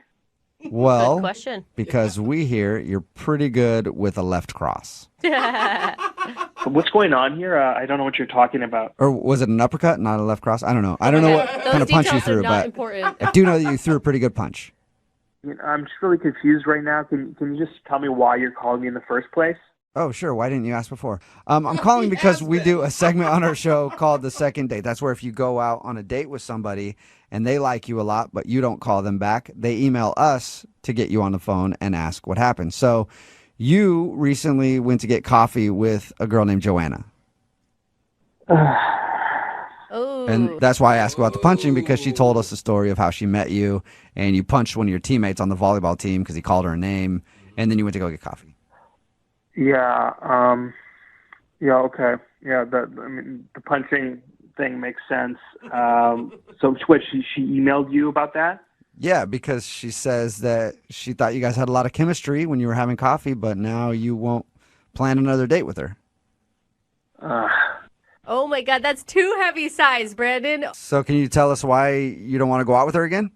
Well, I don't know. I feel I'm better off single, and that's pretty much it. Did she come off as like too, what was her words? She thought maybe she looked high maintenance when she sent her coffee back a couple times? Yeah. Well, I don't want to hurt her feelings. You know, I wish her the best and all that, but she was just pretty forward on the date, and then that's putting it nicely. She was forward, as in like the things that she said to you, or? blunt? Or she walked forward and you like people who walk backward? I highly doubt it's that one. That's a thing, I think. No. It's not a thing. No, she was just really intense with the things she was saying. Like in the first 5 minutes, she kind of rubbed me the wrong way. What'd she say? Really? Would she get into politics or religion or something? No, it wasn't stuff like that. It was just like stuff about me. Like she just kept saying weird things to me. Can you give us an example? Yeah, well, just stuff about how I looked, you know. She just was like commenting on my clothes. She didn't like my hair. She just was like, "Oh, I can tell why you're single." Yeah, I can tell you're single. What? You know, maybe if you got a nicer haircut. What? She was insulting your haircut? Jeez, man. Oh, my haircut, my pants, my shoes, like like always like that. Like, oh, I can tell you're single. You need a good woman. You need a good woman to tell you how to look good. Oh, you need a lady to teach you how to dress. That's so weird. I don't know. It just really rubbed me the wrong way. And it was like, you're a slob, but, you know, you're a cute slob. I find you're cute, but you're a slob. It's just strange because when we talked to her, all she talked about was how attracted she was to you. That's not how I remember it. Like, maybe she just sees me as some kind of, I don't know, a project. Oh, like a Barbie doll. And she can dress you up, do your hair any way she wants. Well, like a Ken doll, I guess. But yeah. Yeah, I guess you're right. Oh, that would make me mad. Yeah, she was critiquing me the whole time on everything. Okay. All right, well, that makes sense. I wonder if she's got any more critiques, though, because she is on the other line listening and wants to talk to you. Hi, Brandon. Oh, my God. Really? Yeah, that's Joanne, right? Mm-hmm. Oh, my God. Dude, Joanna, you're coming in hot. Don't you want to apologize? No, I don't want to apologize. Everything I said was true. I mean, his shoes, were ridiculous. They didn't go with his outfit, and they were really dirty. Like, he needed to throw them in the washer or just clean them. But I was still very attracted to him. He just needed, like, a little touch-up or help or something, you know? What were you attracted to? You didn't say one single nice thing about me. That is a valid question. Well, I think that your facial structure has promise. Oh, nice. What does that... What? I thought you were really cute, just like a little lost boy that needed maybe a little help. And then you'd be super hot. Wow. Yeah, thanks. That's really sweet of you. You're welcome. Oh, my God. He's being sarcastic. Yeah. You're being awful. Why would you, don't go out with somebody if you want to change everything about them. I'm not going after him. I mean, what I say is true. I mean, I don't want to beat around the bush. I'm honest. No, it's true to you. There's a difference, right? So you think he needs those things. He obviously doesn't. No, honestly, if you guys were there, you would see that he is cute, but maybe on the verge of something better. Like, he clearly hasn't had a woman in his life for a long time. And if he just had a woman in his life, he could be better. Brandon, are you hearing this? Yeah, no, I did hear it, and I heard it for like 45 minutes at a coffee shop, and and I really appreciate you guys calling me to make me relive this thing. No problem. Our pleasure. I don't see what the problem is. I think that you guys should be thanking me for this because people are not honest anymore. Everyone's like passive aggressive, and personally, I think that he should thank me for, being honest and forthright with him. Dude, he wasn't even asking you for help. There's a difference between honesty and just being a plain asshole. Yeah. I am not an asshole. You know what? I think the assholes in life are the people who don't say anything, the passive-aggressive people who stay in the corner and won't tell anyone the truth. Listen, I could have told you the same thing, right? I could have been like, because I know why you're single. It's very clear to me why you're single. It's very clear to everyone else, but I don't go out and say it, okay? And why do you think I'm single? Because you're not brave enough to say it. Ooh. Well, I think it was a rhetorical question, right? You're scared. You're a coward. Just say it. Why am I single? Uh-oh. You'd like me to tell you, well, you know what? I'm not going to give you that satisfaction. How about that? Oh. Please. You're just another one of those sheeple. I mean, really. You'd make a great dominatrix. I think that's... He does bring up a very good point. If that's what you're looking for, Brandon, would you like to go on a second date with Joanna? We will pay for it, and she can punish you. Oh, my God, no. Brandon, listen, you can't handle an intense, forward, confident woman. And you know what? I understand why you were single, because you don't have the balls to listen to someone who's telling you the truth. You know what? You should stay single, and you don't deserve someone like me. Whoa! Yeah, I don't think he deserves someone like you. I think that that's absolutely true. He's a good person. Shut up, bitch. All right. I kind of like that for some reason. Well, sorry, Joanna. You didn't get a second date with Brandon, but it sounds like at this point you don't want one. No, I don't want to go on another date. And obviously, coming on with you guys was a huge mistake. I agree. For a lot of people, that's the case. And I got to tell you, Joanna, something about you is really turning me on right now. I don't know what it is. You are so twisted, dude. Oh, no, please. I've seen your picture. No, you couldn't handle me anyway. That's true, and that's why I think I love you. I've always said dating is a lot like volleyball. You have? Yeah. I've never heard that at all. You know, you got a bump, What? set, and then spike, right? I don't get it. Yeah. And if anybody knows about dating in volleyball, it's Joanna, who's on the phone for a second date right now. Right, Joanna? Yeah, I am here. Yep. Hey, guys. I'm hoping it's Joanna. because you actually play volleyball. Yes. Yeah. Okay. She knows a thing or two about Okay. bump setting and spiking. Am I right? You are right. Your email said you met the dude you want to call today playing volleyball. I did, yes. We're on a rec league together. He's your teammate, huh? No. Actually, he's on the opposite team. Oh, an okay. enemy. Yeah. Does he French braid his hair too and put ribbons in it and then do lots of chants in the middle of the court? No, he doesn't. What's his name? Brandon. Brandon. Okay. And were you trying to sleep with Brandon in order to get the plays from the other team? That playbook. No, I was not. Because that's what I would be doing. All right. You play in some serious rec leagues, I do, Jubal. I do. Yeah, I mean, that is competitive. I've had to do a lot of bad things, Yeah. but our record was pretty good. Okay. So, Worth it. how'd you end up scoring a date with Brandon if he's not on the same team as you? Well, let me preface this by saying there's no ref in our rec league. Okay. So there was a questionable call, and it happened to be near me. So I said it was out. And immediately the opposing team went after me. Everyone was yelling, and it got pretty heated. Dude, and seriously, rec leagues get so intense. Oh, they do. I mean, it's ridiculous. It's almost as if they think that they're in the Olympics. Yeah, well, the teams were pretty chippy all night. Okay, so you guys were heated. Yes, definitely heated. Well, that would make somebody get hot and bothered. Am I right? A little anger? No, not exactly how it happens. But Brandon was he was in on it too. He was also yelling at me. Oh my gosh, he was yelling at you? Yeah, I mean, the whole team was mad at me because I said the ball was out and they thought the ball was in. But it was clearly out. I was right there. So wait, how did that lead to a date? Well, somebody on the opposing team, because it got so heated, somebody called me a derogatory word. Oh, wow. Not appropriate. So Brandon actually turned on his teammate and started arguing with him because the word was definitely over the line. Yeah. So he was your knight in shining armor. Well, it felt like that because the fight got so out of hand, Brandon punched the dude. Wow, he punched his own teammate. I like how he's yelling at you, and then one of his friends pipes up and crosses his eyes like, wait a second. And so he actually punched his own teammate.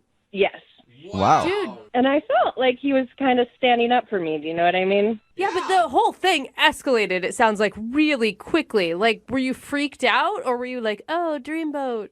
The whole, arguing between the teams didn't really bother me. But once Brandon punched the guy, I was like, basically, I've got to get out of here. It just got real. Yeah, it got pretty crazy. And basically, at that point, I just had to leave. Okay, so how did you end up going out with Brandon, though? So I see Brandon in the parking lot, and he confesses to me that he got kicked out of the league because he did that, because he punched the guy. For you. Oh. He got kicked Dude, out this of a co-ed rec league volleyball for you. These things are so crazy. I mean, he probably ruined friendships, too. Yeah, and if you know anything about these kind of leagues, it's devastating if you're kicked off the team. I know. That shows how destined you two are to be together. That's amazing and a beautiful story. That's what I would say. Okay. So what, in his tears in the parking lot, he asked you out? No, actually, I gave him my number, and I said, like, we should get some coffee sometime. And he said, yeah, sure. Okay, and did you actually get coffee? Yes, we did. We had coffee, and... Did anybody get punched in the face on this occasion? No punching. Okay. But he was still, like, a little bit down, from being kicked out. So What did he say about the punching incident? he just felt bad about it, and he kind of regretted it because he didn't want to be kicked off the team. But the guy definitely shouldn't have said the word to me, so he kind of felt good about, taking matters into his own hands and literally and standing up for me. Okay, so how did coffee go then? I think that it went really well. I mean, I was cracking jokes and stuff, and Brandon's a really nice guy. He's really great, and I definitely was very attracted to him. Okay. And I didn't get the feeling that he punches people on a regular basis, which that's is good. Another positive Yeah, about wow. Brandon. Yeah. So how did everything end then? Well, I said, we should do this again. And he said, yeah. So I was texting him, and he basically hasn't texted me back, and it's been a week now. Like nothing? Nothing, no response at all. And I've texted him, several times. And why do you think he's not calling you back if you thought everything went so great? I couldn't think of anything except for he might think that I'm high maintenance. Why? Really? What did you do? Well, I sent my coffee back 2 times because it wasn't right. But, but I like my coffee, and it wasn't right, so I sent it back. It does sound kind of high maintenance. What wasn't right? I mean, I guess it depends why you're sending it back. Were you sending it back because it wasn't exactly 184 degrees? No, I was sending it back because it wasn't made properly, and that's just, if I order a coffee a certain way, then it should be made a certain way. Not getting a high maintenance vibe from you at all on that. If you like coffee, you know how you want things, you know what it should taste like, what it should look like. And so if it's not like that, you send it back. Okay. Well, maybe that did it. We'll find out. We'll play a song, come back, and then call him and get your second date, okay? Okay. All right, hang on.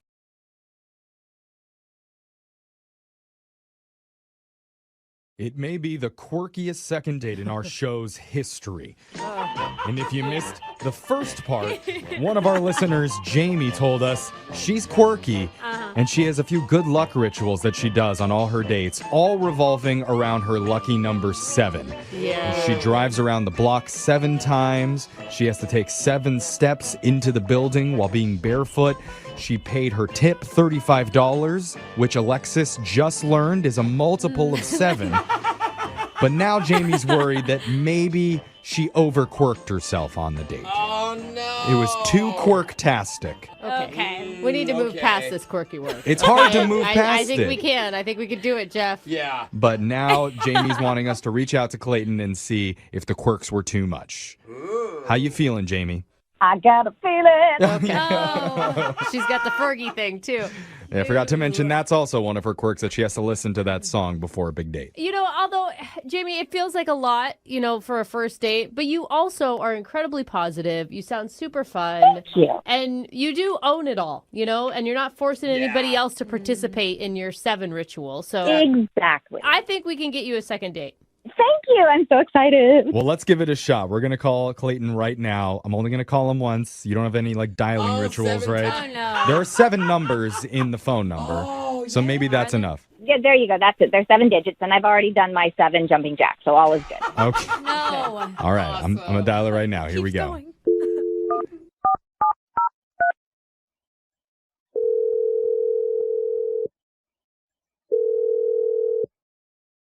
Hello? Hey, I'm looking to speak with Clay. Who's this? My name's Jeffrey from the radio show Brooke and Jeffrey in the Morning. So I hope we're not waking you up. No, you're not waking me up. Oh, this is your normal voice. Yeah, no. I'm answering a number I don't know. Yeah, sorry. We appreciate the risk you just took there. We do. We understand what it's like picking up an unknown number. You're very brave. I'm just going to let you know we're the radio show Brooke and Jeffrey in the Morning, and we're doing a segment called The Second Date that we would like you to be a part of. I got to be honest, I have no idea what you're talking about. Okay, well, it's all right. Let me just fill you in on how this works. Basically, if you go out on a date with somebody and afterwards, if that person isn't calling you back, you can email our show and we'll reach out to them for you to try and figure out the reason why. So somebody emailed us trying to get a hold of you. Her name is Jamie. Okay, all right. Yeah. And Jamie told us all about the date that you guys had and how things went from her perspective. And she said she had a really nice time with you. She told you all about it? What'd she tell you? She told us a lot. A lot. She admits herself that she's a little bit quirky and she has some good luck rituals that she likes to do during a date. And it sounds like in the first minute, she dumped all these facts on you. Yeah, admittedly it was a lot, but I mean, I get it. I got to say that I applaud her honesty and bravery, which was nice. Okay. You don't often see that a lot. No, Okay. Yeah. So you liked her then? Yeah, I mean, honestly, there were some weird things. She's got some odd things. What's the one thing that really stuck out to you as the most quirky, unusual? Well, the only thing that she really said that really kind of caught me off guard was, at the end of the date, we were saying our goodbyes, we're out by her car. We've already agreed that we're going to see each other again. Oh. And then she told me that one of her quirks, as we say, is that she doesn't like to get, shall we say, romantic until date number 21. Oh. Yeah, here's the thing. I totally understand that. I just am not certain that I'm capable of waiting that long, because between our schedules, yeah, dude, it might be a year and a half. Yeah, but okay, slow down. Whoa. I mean, does she mean all of the romantic, or are you even talking about kissing and other things? She kind of generalized it, but it seemed like pretty much anything physical, 21 dates. But why? I mean, I don't see it as terrible. It's not like she's saying that she's never going to go. How many people do you even make it on 21 dates? You guys know I'm trying to be open-minded here. Yes, of course, I'm the person in the room that obviously would not do this, right? Yeah. This is not something I would choose, but everybody has their boundaries and ways they feel like they can connect with people and feel safe. And so did she give you a reason? That's just part of her thing. And again, nothing against it. I'm not certain that I can wait that long, and it's not fair to her to, string her along or what. But you haven't even gone on a second date yet. And don't you think how can you decide that? Don't you think that you should tell her that you're not okay with her 21 date rule if that's how you feel? Dude, if I say something like that, I sound like a total jerk. I could I'd love to date you again, but I don't want to wait a year and a half. Come on, man. I sound like an if I say that. I don't know if that's true. The only way to know that is if we ask Jamie. Jamie, do you think that he sounded like a total jerk when he said that? What are you talking about, man? She's not with me right now. Well, no, actually, she kind of is, because I need to let you know that Jamie's been on the other line listening, and she wants to talk to you. No, are you serious right now? Yeah. I'm serious. Yep, Jamie? Hi. Hi, Abby. Hi, Clay. You don't sound mad, Jamie, or upset about him not liking the 21-day rule.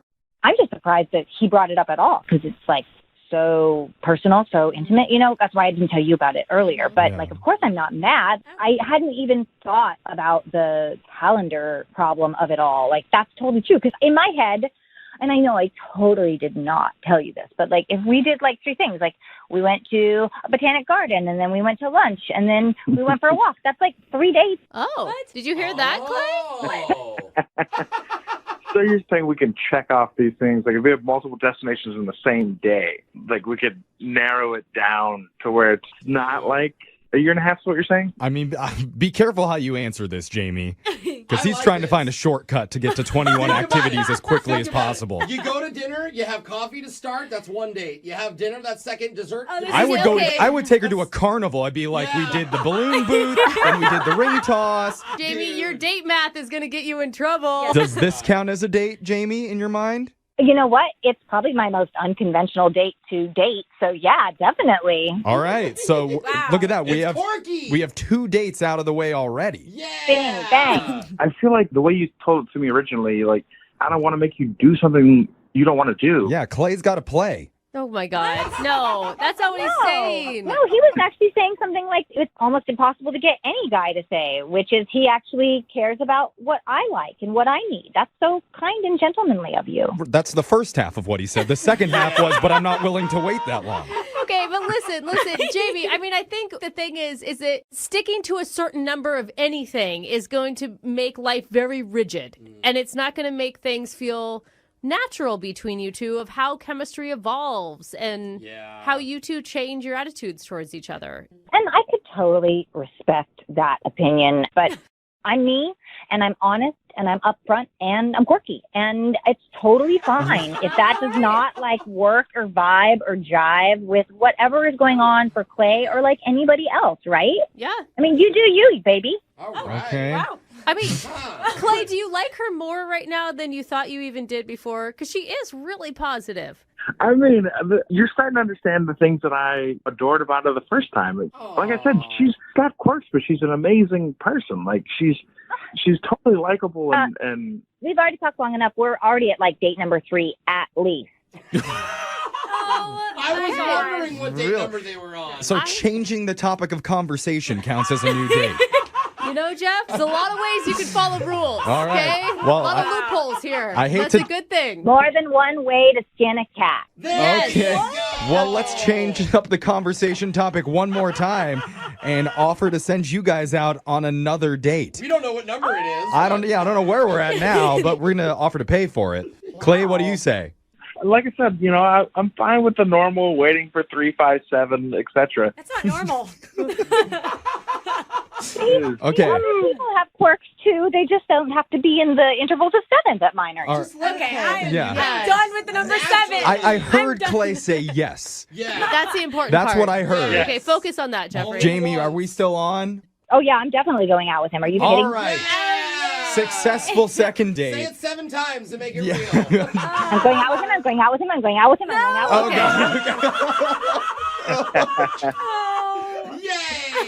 Morgan, why do I man. love her? If there's one word that describes our morning show, Yeah. it's probably quirky. Yeah, I can see it. Either Okay. quirky or twerky. I like the It's second one of word those. better. That's way more fun. Yeah, I mean, you never know what you're going to find one of us doing at any moment when you walk around a corner in the office. Right? But I do think quirky describes us pretty well. Okay. And also one of our listeners, Jamie, describes herself as being quirky. In fact, it's right there in her online dating profile. So theoretically, we should get along great. Okay, yeah, well, sometimes. Sometimes if you have too much in common, you don't get along at all. Yeah, you don't want too much quirk. Yeah. Well, let's meet her, though. What's up, Jamie? Hey guys, what's going on? Oh, she's already quirky. Hey, Jamie, hey. I kind of like her. Me too. Well, tell us about the guy you want us to call, Jamie. What's his deal? Okay, so let me tell you a little bit about me, because then maybe you'll understand, like, my conundrum. Oh, okay. How quirky of you to Okay. not answer my question and want to talk about yourself. That's okay. No, I don't mean to. No, it's okay. It's This is all fine. about you. This is your moment, Jamie. You take it where you need to go. Yeah, tell us about your past. Okay, so here's the thing. Like, I am super upfront about how on my profile or, like, the second you lay eyes on me, like, it's obvious that I'm quirky. But the thing is I don't think that guys, like, they don't really believe that until they actually meet me. Can I ask what would we see? We can't see you. So, like, what are you talking about? It's the moment you lay eyes on you, you're quirky. How would you be able to tell that? Okay, so, like, I have this thing. I'm really obsessed with numerology and the number 7. Okay. And so things like, my parents are like old hippies. So, like, I'm barefoot and stuff all the time. And I have to walk into a building barefoot in 7 steps or some interval of 7. Okay. Well, I guess That's some quirky. would call that quirky. Yep. Some Yeah. would call that unsanitary. There's a lot of different ways to look at it. Well, we've established you definitely are quirky and you have Yeah. rules of 7s. Now can we learn about the guy that you want us to call? What's his name?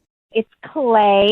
Okay. He is like a really nice guy, and we met on Tinder, and we had agreed that we were going to go to a restaurant. Okay, before we even get to the restaurant, does he know about your no-shoe walkthrough? Oh, I didn't think of that. Do you have to tell people that? I didn't know. Oh. Here we go. But it says in her profile that she's quirky, so he should just That's not assume the that weird stuff is going to Put happen. those together No. like that. Quirky is like Zoe Deschanel. That's more bubbly. Okay. Whatever. So how did it go? So anyway, like I told you, we agreed to meet at a restaurant, and I knew I was going to get there in time, but I texted him telling him that I would be late because, like, I also have this other ritual that I like to do, and I do it anytime I have something really big happening, like a date or, like, a job interview. What is it? I am nervous. Yeah. What do you do? So I have to drive around the block 7 times. I know it sounds so OCD, right? Like, oh my God. Why is that? I mean, do you have a reason for it? It's good luck. It's lucky 7. I'll give a weird defense to you right now because I don't think anyone in the room understands. Every day, when I leave my car, no matter where I park, I have to put my volume on 12. I don't know why. It started a long time ago. Yeah, look at that. Quirky. Part of that quirk that we're talking about on this it was show. weird, but maybe not quirky. No. But I understand her in a way. The only thing that would be better if it was an interval of 7. So if it's like 14 or if it was 7. 14 Oh, would yeah. work for you. Yeah, Okay. now you're weird. Oh, wow. Okay. Okay, so So driving around the block. You drove around the block 7 times before pulling into park at the restaurant. I did. And I have one last ritual that I do in the There's parking another lot. one. Oh, that's okay. What do you got, Jamie? wow. So I love the song I've Got a Feeling, I Got a Feeling. Yeah. Yeah, good. Black Eyed Peas, Right, yeah. right? Okay, so and like I have to listen to it beginning to end, and then I just walk in with my bare feet, and I'm like grooving. I'm like, ooh, ooh. You are such a free spirit. Oh my God. I mean, I don't know how long we've been talking, and all we've gotten to is you've entered through the front door of the restaurant. It's been 70 minutes. For real.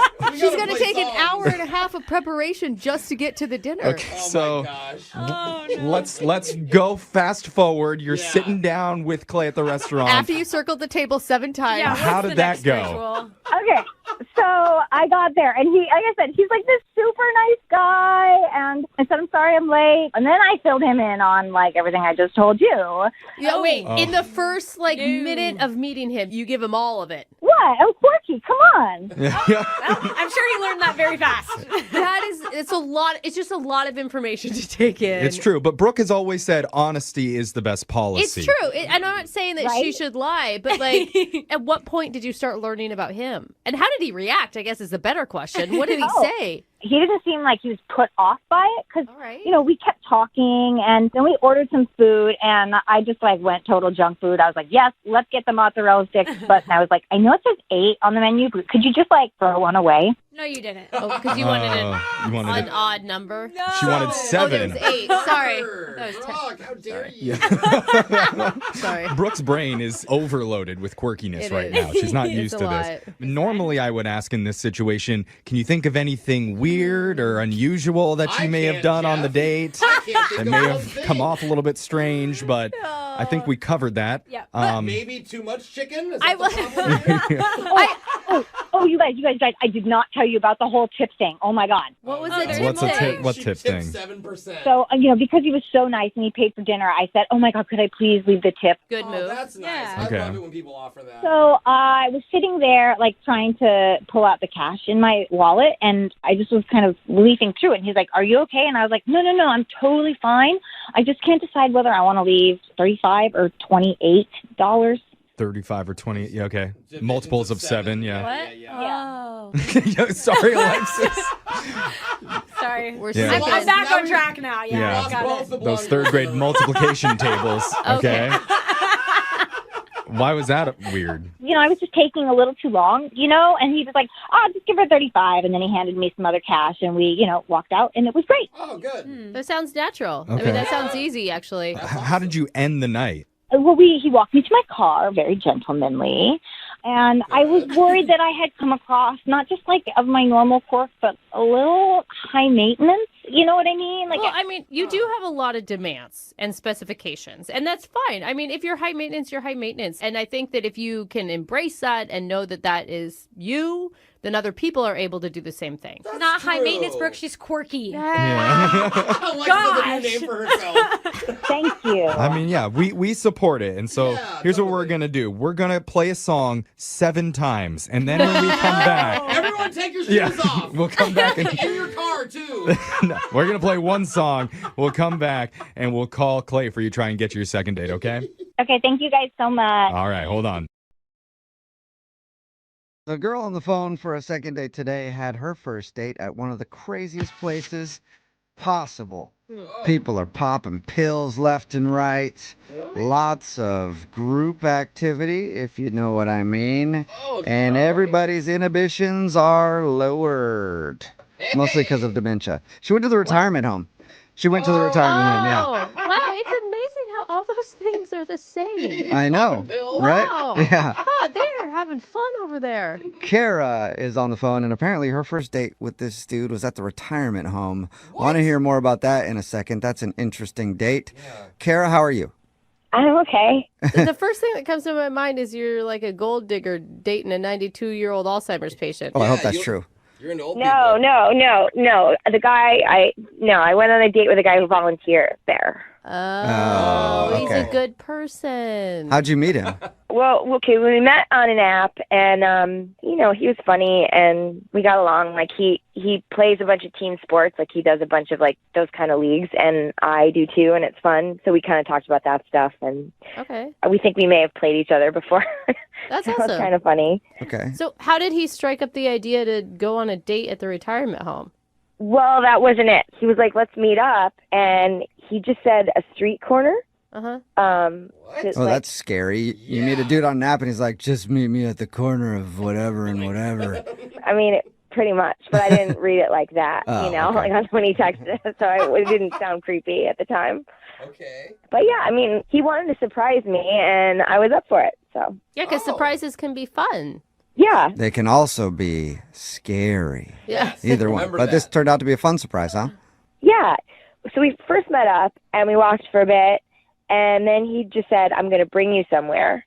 So I was like, okay. And I thought, well, we're going to a restaurant or something. And instead, that's when he took me to a retirement home. And I was like, oh, what? Okay.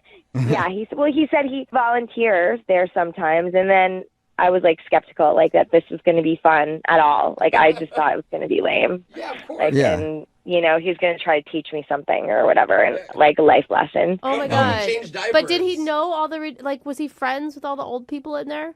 Yes. Yeah. It turned out to be sort of cool. Like, Okay, so he's there all the time. I would fall instantly in love with him. Really? Oh my God. Old people are so cute. And like, They're cute, but the smell. someone Yeah. who volunteers and They're cute when they're befriends them- contained. Oh, you guys. When they're contained, when they're not like out walking in your way or screwing up No. airport lines, things like that. Yeah, if you keep them in a confined space, old people can be very, You guys are awful. very nice. So, did you enjoy the retirement home?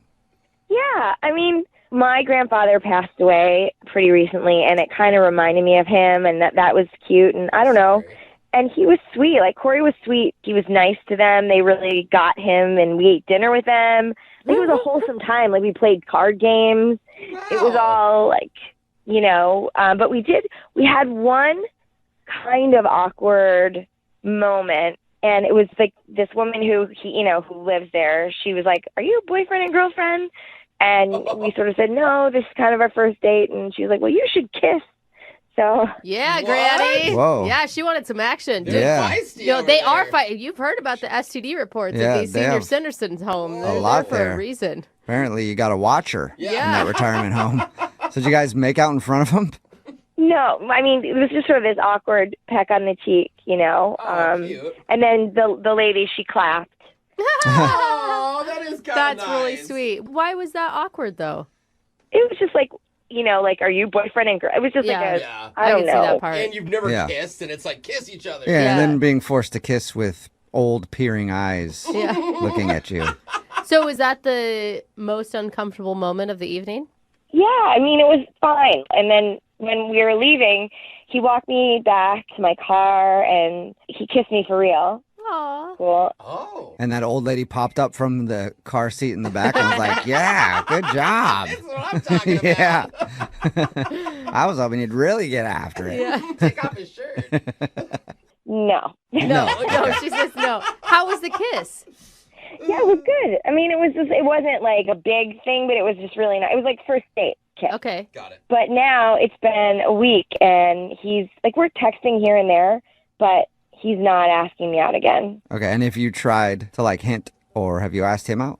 No, but it just feels kind of like I've been here before. Like, you know, when you're on these apps, like you go out like it's your job, right? So Yeah. it's like, and I can tell that he's not really in any hurry to go out again. Like something's off, and I don't know what that is. So that's why I wanted you guys to help me find out like what's up. And you were kind and excited about all the old people, right? Because maybe this is like some sort of test that he does with women to see. Well, it could be, but at the same time, like it was just so nice. Like we just kind of hung out and played cards and like talked about stuff, and it was just really. It was easy. Yeah. There wasn't any like in the back of my mind. Now I'm thinking, was that a test? I don't know, but I don't think so. It just didn't. It seemed like it was just like this is something that's important to him. But you were good with the old folks. You didn't try to like fight one of them. No. All right. Well, we'll play a song and then come back and call him and get your second date. Okay? Okay. All right. Hang on. If you're just joining us, Kara is on the phone, and Kara told us all about her first date with a dude named Corey. They spent it in heaven's waiting room. Oh my gosh! Don't say it like that. I mean, that's a nice thing. Otherwise, Take a number. known as a rest home. Yeah. Because Corey, I guess, the dude that she went out with, volunteers at that rest home, and he wanted to take her on a date there so they could spend time with some of the people that live there, and they just hung out, had dinner, played cards, and she said it was actually a lot of fun. And Kara, I don't want you to blow this. I want you to get a second date. I really do. Okay. Why are you so invested? Well, because, Kara, you have an opportunity here that I don't think you realize, all right? Retirement homes are really a great opportunity if you can get in. Because you can steal a lot of stuff from those people. Yeah, they, like jewelry and stuff, they don't even know what they have. Like you can really, and once you're on the inside, it's hard to get in there. Now that you're on the inside, this could be a great opportunity, not only for love, but also to acquire some awesome jewelry. You are sick. Okay. What are they gonna do? Chase after you? Oh my Nope. God. No, You they're guys not. are awful. I mean, I thought at least you were going to say you're going to try to get in on somebody's will, not just up and steal from them when they're still alive. I got a buddy who works on one. He sells bedpans wholesale. Makes a ton of cash. So it's a great financial opportunity for you as well, Kara. Good tip. Thank you. You're welcome. Any last words before we call Corey and see why he isn't calling you back for a second date? This one felt like a little different. Like it was like we had chemistry. It felt like it was going in the way that we'd like go out again at least. But it's just been fading, and I don't know why. And Okay. So you like this guy, and you definitely felt potential. yeah, for sure. Okay. Well, I'm going to dial his phone number right now and see if we can get him on the phone. Here we go.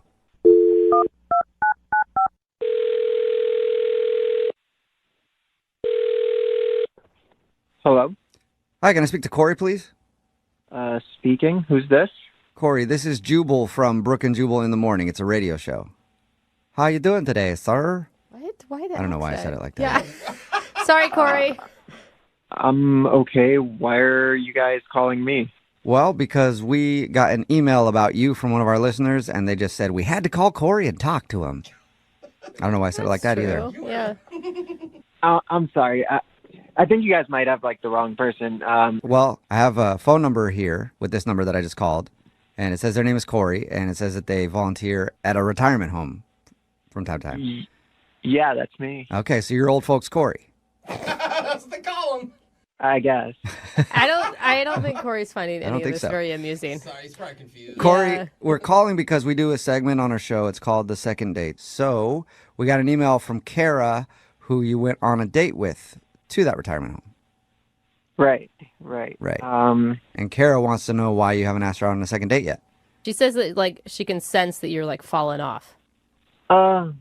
Well, to be honest, I think like if I was to go out with her, it would be more casual than a relationship. I don't know if she's like exactly the right girl for me. She's got a friend So wait, vibe, is or- it like you're not looking for a relationship, or it's her? Well, I am because I am single, but at the same time, like, gosh, how do I say this? Just the ladies at the old folks home, I volunteer there a lot, and they're like a big part of my life. They just don't think that she was right for me. Oh, wow. Wait, what? So they're hating. They're blocking her? They just noticed a few things, and they just didn't think that it was in my best interest or that it would work out. Like, over the years, I've been volunteering there a lot, and it's kind of like having numerous grandparents like looking out for you and Wait, giving you hold up. advice. And What specifics did they give the old ladies on why she isn't right for you? some of the stuff they said was like her outfit. It might have been a little inappropriate. All right, Judgy Betty's. Her outfit? And did you tell them that she didn't know she was going to a retirement home? She probably would have dressed differently if she knew that that was what was on the agenda. I did, but What was she wearing? Like a Yeah, skirt? seriously. she was wearing a skirt and like had her midriff showing a little bit, you know? Okay, so she's just kind of sexy? Yeah.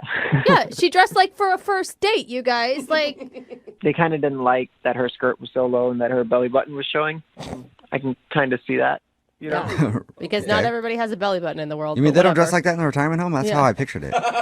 I mean, everybody has a belly button, but you don't go around flashing it, you know? Okay. Besides that, did they name other things? Well, now, these are their words, not mine. But remember their words. They said the makeup was too hookery. Hookery. Who are these judgy old women, okay? Sounds just like old women to me. I'd take the judgy off it. That sounds like how they would talk, I think. Guys, She's hookery. why did you not defend her or stand up for her? I'm just saying these old ladies, they give me good advice, you know, and I can't have them disgusted by my significant other, like the girl that I'm in a Disgusted? relationship with. Now we've moved on So- to disgusted? You said earlier it's like you have a bunch of grandparents, so if you date her seriously, you feel like you'd be letting down your grandmas, basically. Yeah. Yeah. Okay. I just feel like you really need to school them in how a woman's dress does not indicate whether or not she sleeps around. I mean, like you've been around old people, it's hard to change their minds. And also, who am I to argue with them? Like, they have so much experience, you know? Like, Yeah, who knows how many hookers they've been with? Probably a lot, you know? You have no idea. They might be very schooled in that. Well, guess what, Corey? You know who might find this information interesting? Kara, and she's actually on the other line listening to this conversation and wants to talk to you. Are you kidding me? No, I'm not. Are you still there, Kara? Yeah, I'm here. Are you pissed, Kara? I'm pissed for you. Well, first of all, this was a surprise. You said the date was a surprise. So I'm thinking we're going to a bar. And, like, you know my pictures. You know what I look like. You didn't think that maybe it would be a good idea to let me know, like, I don't know, like, dress like you would if we were going to church. Of course, that would have been an interesting, like, text back and forth. Yeah, that would have you probably wouldn't have gone on that date. Okay, I think you need to calm down a little bit, all right? Just calm down. Calm down? Hookers don't calm down. Those weren't even my words. Those were their words. I'm just explaining what had happened. Also, like, my outfit wasn't a big, like, it was a skirt and, like, midriff, like, kind of shows, but not really. Like, it wasn't even, I mean, you've seen my pictures. Like, there's crazier looks than what I had on that day, so. So she could be way more hookery if she wanted. Well, yeah, pretty much.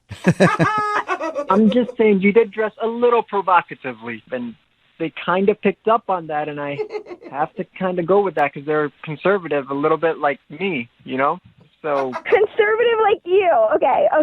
So they think you're, like, pure as the driven snow, right? Is that the thing? Like, what if I told them that we had phone sex? And what if I told them all the filthy things you said on the phone? Oh, whoa. Hey, Corey. Would they think that you're conservative now? Oh, Corey. Yeah, what would the gals down at the retirement home do with that knowledge? Somebody's a little two-faced. well, that was something that was private within us. That wasn't out in the public. We're not going out like that. Okay. So it's cool for you. Can I say this stuff on the radio? I probably shouldn't. You know, I'm not going to. Go for it. We can beep out whatever you say. Well, I'm going to say I would appreciate if you didn't tell everybody what I said because that was private and that was between you and me. I thought we had like a moment, you know, not to be shared with the whole Secret, world. dirty moment. Yeah. No, I'm going to. Because if I'm hookery, then obviously I bring that out in you. Look, I'm just saying the ladies, maybe they do have a point because look at this. This is the type of behavior that they're talking about, you know? Oh, okay. Again, she's the hookery one here. This is so ridiculous. Like, do you know what year it is? Do you have They're any talking idea? about private things like out on the radio in front of millions of people. You called me a hooker on the radio. So I didn't call you that, and I did not ever say that because that's not what I feel. His old gal pals did. right. Hey, Kara? I was being completely honest. Part of they his said. mahjong group. Yeah, I'm going to ask the question wow. anyway. Corey, would you go on a second date with Kara? We'll pay for it. You know what? I don't think that would be the best idea. Yeah. I think all of this is not working out like how anybody planned. That's fine. You're a nice guy. Like, I wish you could time travel to go find someone for you. So, Sweetheart, you're on Yeah. the phone on the radio trying to get a hold of me, so maybe you should time travel and go back. To where? to what?